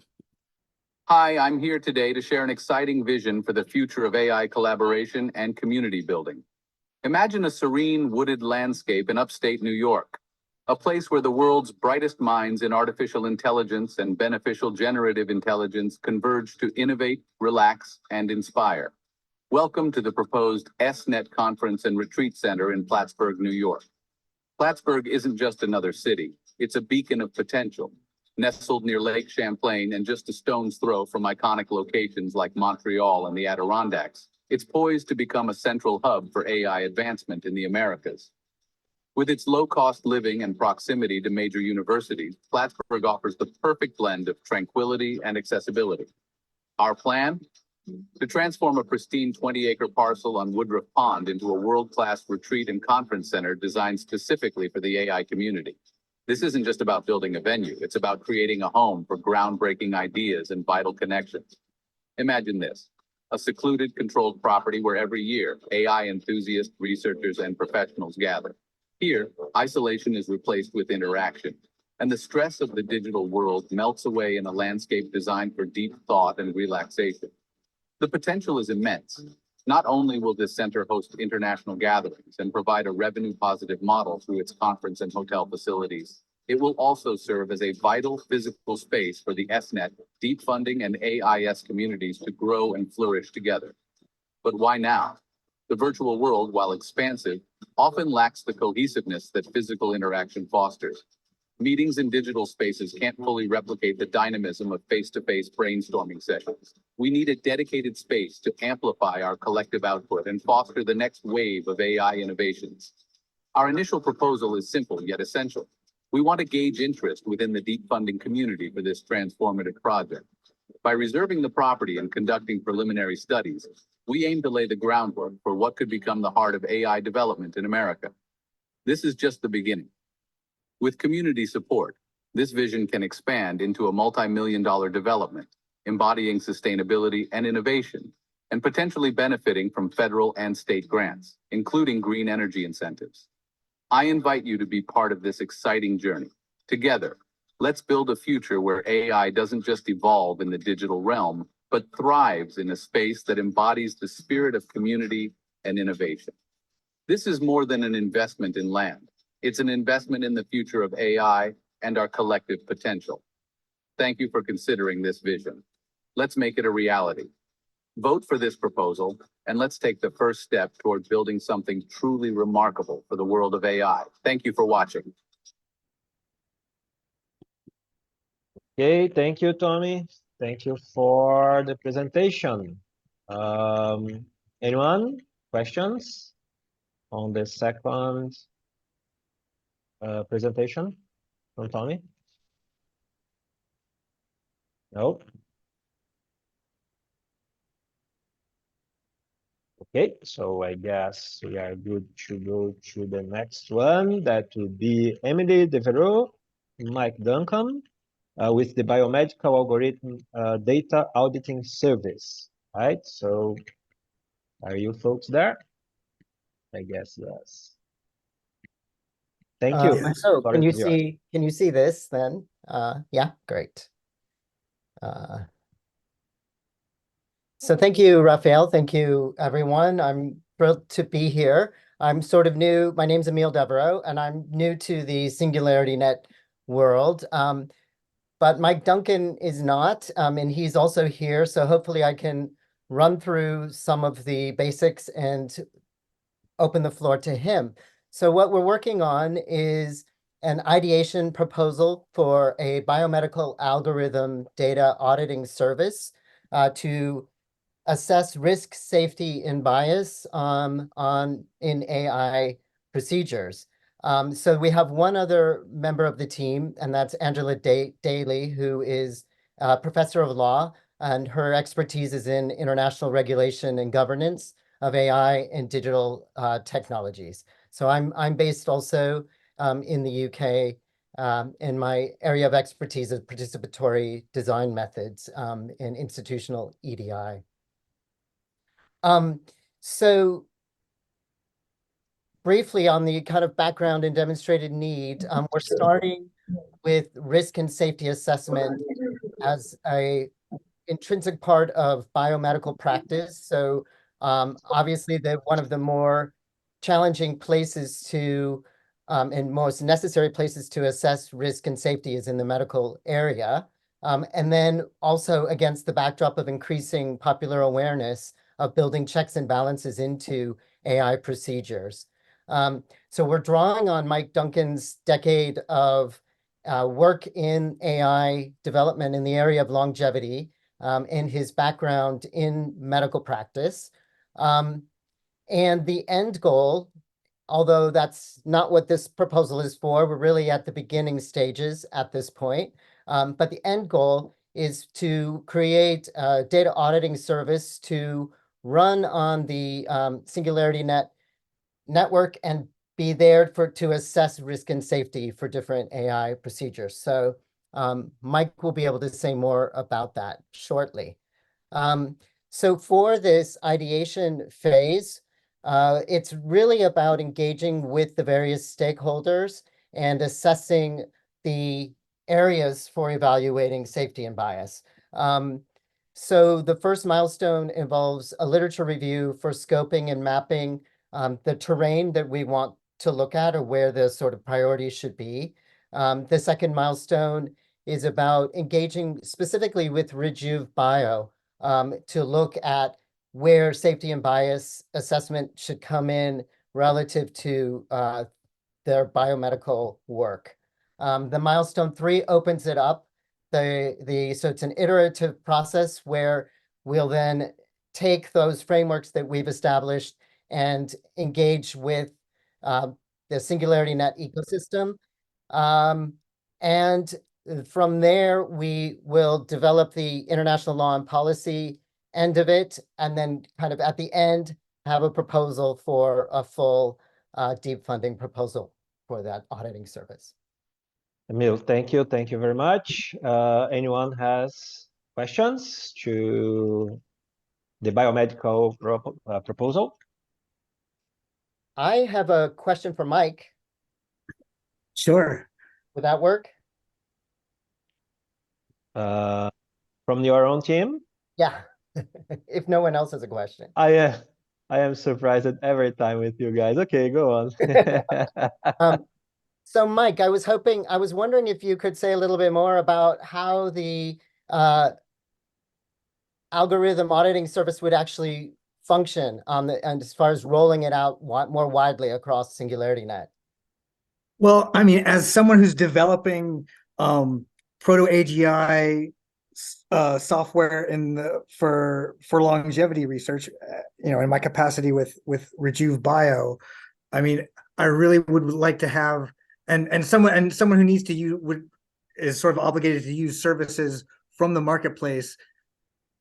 I just thought that having another service that would allow me to give me some kind of objective measures of bias to help me evaluate using different algorithms available in the marketplace would be really useful. Thank you. Okay, thank you. Thank you both for the presentation, question, and answer. So let's go with the next one that we have here, Joanna, with the reputation system RFP design. Rafael, Joanna, with the photo projects, maybe we'll have Bill go first because he has a meeting he has to go to. Sorry, who? Bill. That would be me. Okay, Bill. If that's okay. Okay. Yeah, no, it's awkward image. Okay, it's because it's written William. So no problem. Please. Right. I have a concert very soon, and I have to get to the stage for a sound check, to be honest. So I don't want to keep everybody waiting. Let me take a second and share screen, as everybody has been doing.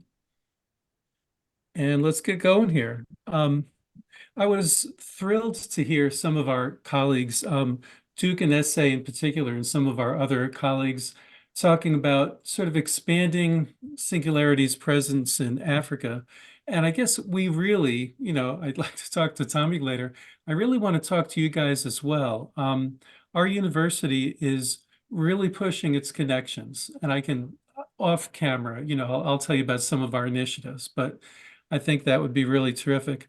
And that was something that was motivating and driving a lot of what we were doing in this project. So for those who don't know me, I'm Bill Thistleton. I'm a mathematician at the State University of New York. I'm in the center of New York in Utica at SUNY Poly. And several years ago, and I'm doing this project, of course, with Photrek. That's why Joanna and I were able to switch like that. So Photric has extensive expertise in synthetic data and image generation, and that's what we're looking for on this particular project. Kenrick and I, several years ago, not several, a few years ago, let's say, did a workshop for the National Science Foundation, something called ICOR, where you call up hundreds of people and you do customer discovery and you try to figure out what does everybody need. And it was just universal. Everybody needs synthetic data. And that's what this project is all about. The particular realm we're choosing has to do with, we're calling it ocular images, images of the eye. And so it might be retinal images, so-called fundus images, where you look at the vasculature, or disease states. The first part of our project is exploring, though we've already begun this, to be honest, is exploring sets of libraries to see which sorts of images we can get the most bang on, if you know what I mean. We're trying to get, really high quality synthetic images, and we would like to also be able to have a parameter that controls disease state. As we move through, some of the technical aspects would be, what are we going to use? And so everybody likes variational autoencoders, and Photric has a coupled variational autoencoder, which it's a nice innovation, and I think we'll be able to use that to our advantage. Some different members of the team have a lot of experience with GANs, general adversarial networks. And in particular, and I'll show you my colleague in just a second, there's an ensemble approach that one of our colleagues wants to use. Just to show you a little bit about the team, I realize that's not in my spreadsheet anymore. It's in a Google Doc, but Nkwesi M. Dennis is a faculty member at the University of Buea. I knew him very well years ago when I was living in Cameroon, in Limbe. And Bill, Bill, sorry, but yeah, we have the 3 minutes. If you could wrap understood. up. Understood. Okay, sorry. While we're talking, I'll just scroll through and show you some of my colleagues. I was getting to the end anyway, so we're fine. Thank you very much.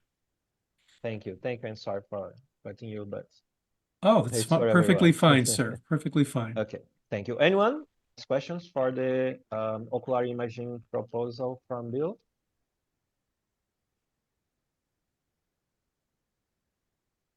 No. Okay, so very now good. Thank you. Okay, thank you, Bill. Now I guess we can jump into Joanna's pitch for reputation system RFP design. Joanna, Awesome. please. Hi, everyone. I'm really happy to be here. So let me just share my screen really quickly. Awesome. Can you guys see my screen all right? Great. Okay, so as mentioned, I'm Joanna. I'm here to talk about our RFP design proposal around reputation and voting weight system. So Bill gave a really good overview about Photric, so no need to dig deep into this, but as part of Photric, we specialize in 3 segments: risk intelligence, DAO governance, and simulations for decentralized decision making. Our leadership team consists of us 5. So I'm the SNET leader, Jose is Cardano, Bill's the lead scientist, Megan's a communication lead, and Kenrick is the president. As for our program management within Photric, our ethos is central to decentralized program management. So we use a approach called sociocracy, where our decisions are based on consent, and we have different customer circles that are duly linked. Okay, so I'll dig deep into our proposal. A quick overview: this RFP design aims to develop 3 main RFPs that will lead the way for building out a more sophisticated reputation system for SingularityNET. And some background based on our previous work. So we got involved with reputation work with deep funding back in deep funding round 2. During that round, we built a proof of concept to just automate how deep funding has been calculating their reputation scores. So a little bit of background information as well for those of you that don't know. Voting weights and influence within deep funding is calculated on a combination of the reputation or engagement score that you build through interacting in various methods, but right now through the proposal portal. And then combined with your square root of AGIX holding, and then that will output your final voting weight. So what we've been doing is in defunding 2, we automated the engagement score calculation from the proposal data. In defunding 3, we continued the efforts to building the MVP, and this will be a fully functional tool that integrates both the voting portal data and the proposal portal data. And we've built algorithms, or we've enhanced the algorithms that currently exist within defunding to really capture how these engagement scores and voting weights can be calculated. So an example is we've built an algorithm that captures entropy. And this means like how are community members likely to what is their voting behavior when they go to vote on different proposals and their rate them, and then how can we penalize such bad behavior and whatnot. So we have all of this will be outputted within our reports, and this tool will actually be used with defunding round 4 to calculate the voting weight and the reputation scores for this round and the previous rounds. Oh, I'll stop here. But this, okay, I went really over time, but I didn't really talk about the RFP design. Maybe I could take 1 second. Okay, just wrap up, please. Okay, very quickly. So then the key milestones for this RFP design is 3 RFPs to pretty much lay the foundations for how the entire architecture will look like. A microservice layer, what microservices will we need to feed the data into a knowledge graph that will also then feed this algorithm layer to output the voting weights and the engagement scores. So we will work with the community in writing out these RFPs and publishing them for the community to build in the next round. Okay. Thank you. That's great. Thank you. Thank you, Joanna. Anyone? Questions to Joanna and the RFP design proposal? No? Okay. I believe we have one more from Fotrack. Kenrick, please, the Hurricane module. Okay, very good. Yes, I'm going to be talking about a collaboration with Ken Mayfield. We are very excited to be working with him on hurricane flood modeling. And we began this discussion earlier in the year when we learned that Ken was doing the DF4 beta project on flood modeling. And we've been targeting that for our generative and forecasting machine learning efforts. So we are now combining efforts for the Deep Fund 4 project. As Joanna said, her work is kind of focused on our DAO governance work and also on the decentralized decision-making. And this project is part of our risk intelligence work, where we have expertise in how to incorporate risk into the training of machine learning algorithms. And we're really excited to combine that with Ken Mayfield's expertise in 3D animation. So he's already started a project where he's modeling in Bangladesh flooding, and we're going to bring to that some work that we started on modeling flooding in the Mississippi Delta of the United States. And the way we see this working is that Ken will provide a animation and visualization of flooding that users can interact with. And then Fotrek will provide both generative algorithms and also forecasting algorithms for the flooding. And there's a third member of a team who is a meteorologist at the Utah State University, and he's also a former postdoc from the National Ocean and Atmospheric Agency. So he'll be bringing in the meteorologist expertise.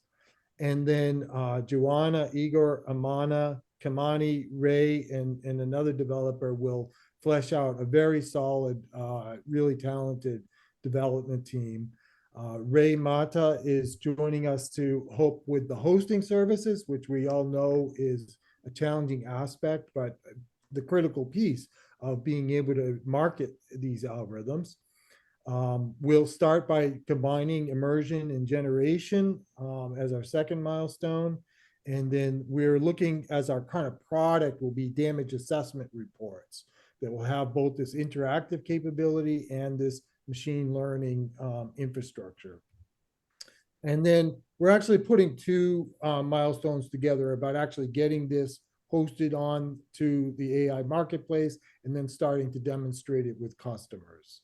And then we'll provide a thorough final report for the work. We are super excited about this project, and I think it'll be a great collaboration. I bet yes. Very interesting. Questions from the audience to the hurricane modeling proposal?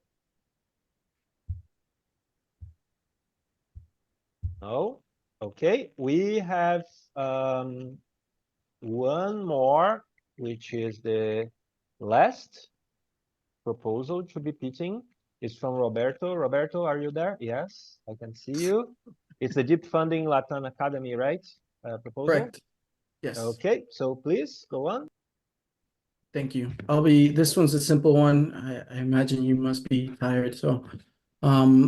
So the Deep Funding Academy is basically an initiative partly driven by Andamio. Andamio is a learning and contribution management system. And the problem we're trying to address is basically, how do you empower individuals to become active members of an ecosystem or any community through the acquisition of skills that allow them to contribute back to that ecosystem?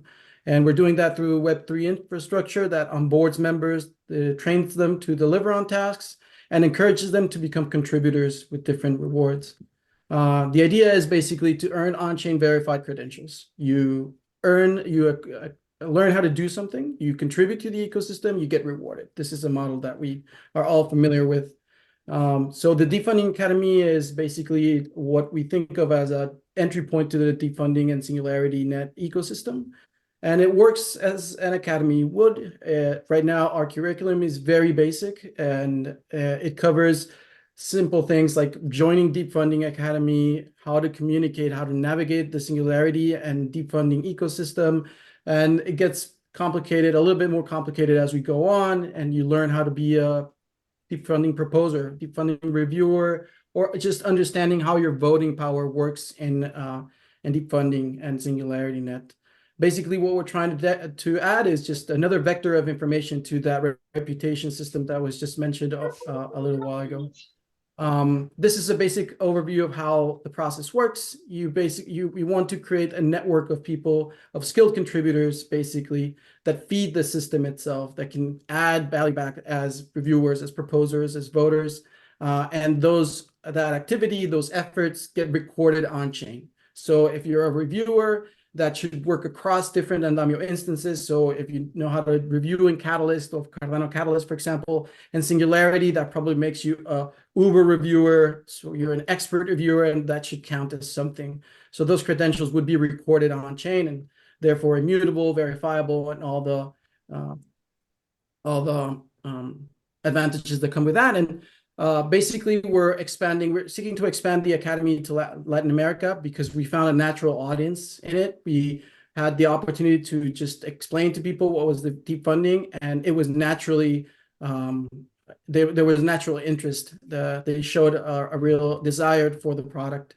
So we thought that it would be a good idea to bring that content over, and it's a very basic proposal. It's basically translating the content, making it available, giving them mentorship and community on Discord. So you can find the proposal as Deep Funding Academy Latam on the Deep Funding AI platform, and we welcome your feedback. Please let us know what you think, and hopefully we can get your vote. Thank you. Thank you, Roberto. Thank you for the presentation and submission of your proposal. Anyone with questions for the Deep Funding Academy Latam?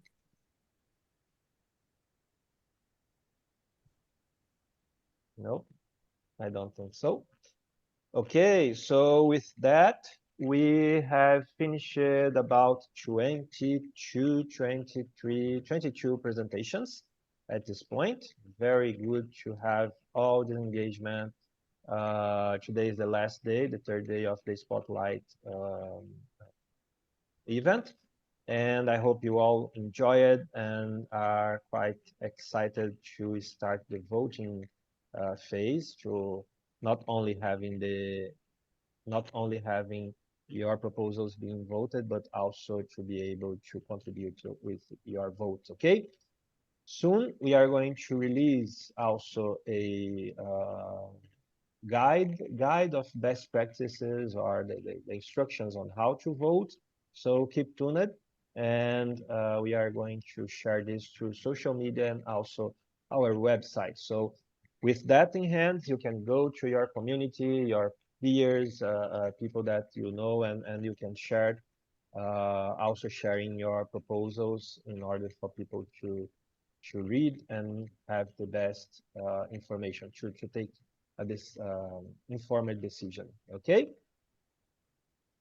With that being said, anyone would like to add something?